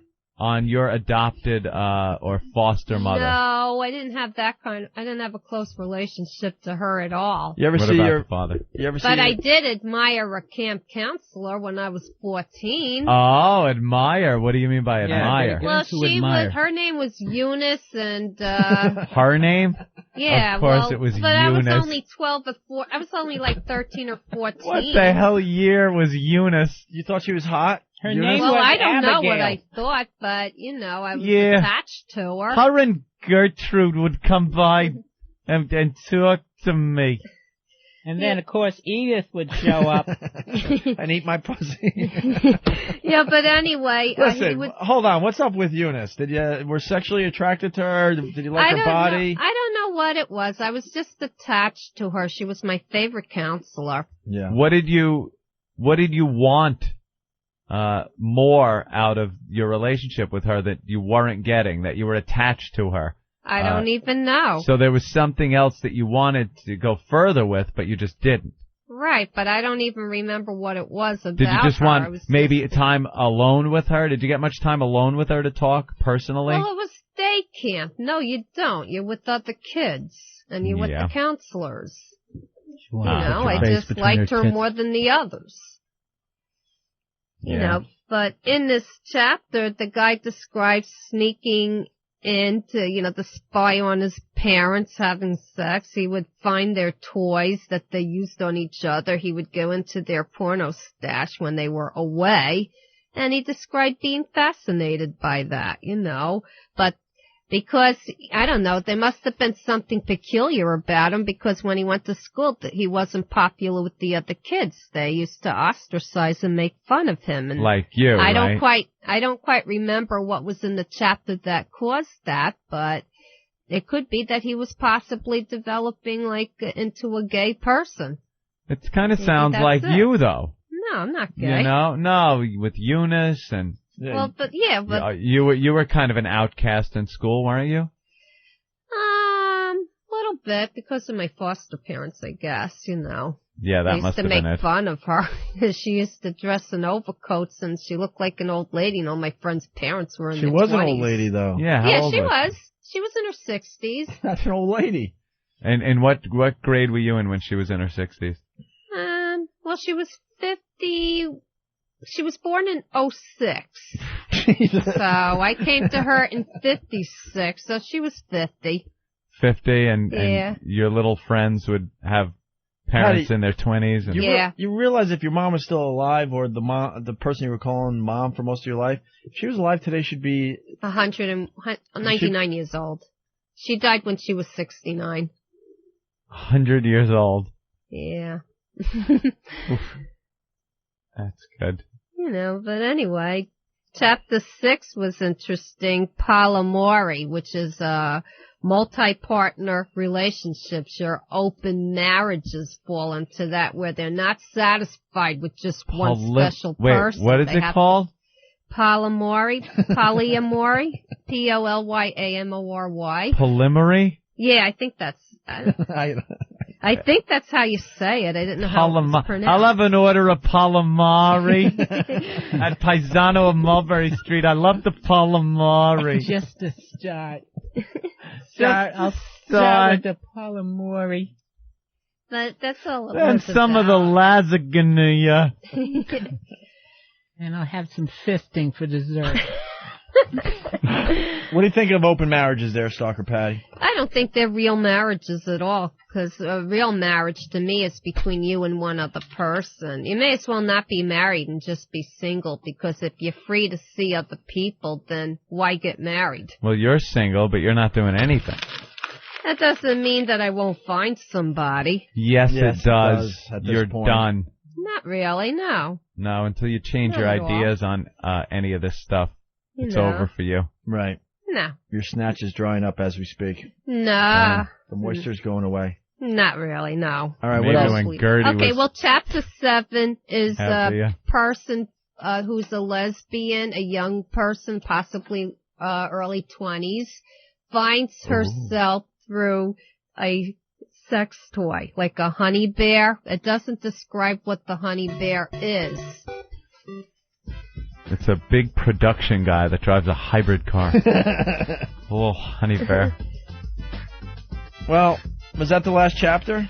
Well, I also had another chapter after that, which is people having sex during pregnancy and childbirth. Egg sex? During childbirth? No, people having sex during pregnancy. I was going to say, during childbirth. That is... That's a little hard. A little fisting during childbirth. Yeah. The kid just keeps going back in. Although it is okay to your 6th or 7th You finally get out of that month. awful relationship and a teenager drops out of you. All right, Patty, take the book back and... I already have the book. And you're gonna read some more for us, right? Yeah, I gotta just cover some more chapters. Sensational, provocative title. Isn't that everything wrong? You know about sex is wrong. Little devil horns on it. That's so Patty, natural. did you get titillated by anything in this book? Even a little bit? What? You're a woman. Yeah, let me say. The fisting? I like the relationship between Salvatore Dali and Gayla, his wife. That was very spiritual and very together. Spiritual. She's looking How for. about very erotic? You know what's spiritual? Yeah, using a another 10-inch part cock of the up body. your ass. That'd just shake it right out of you. That would shake the cobwebs loose. Ah, she'd be a 50-year-old hooah. All right, Patti. Okay. We're running out of show. Stalker Patti, everyone. BillBurr.com. Monster Comedy Tour this week. Oh, yeah, where? I'm going to be Irving Plaza Wednesday the 19th. Then Thursday, I'm in Portland, Maine. Friday, I'm in Providence, Rhode Island. And then Saturday, I'm in Boston. Very good. I got all the information on my MySpace and BillBurr.com. You'll be here tomorrow, too, right? Yes, I will, and I'll Set be your on alarm. time. Yeah, set your alarm. Sorry about that, guys. You get a Mara. This concludes our podcast. The Opie and Anthony Show.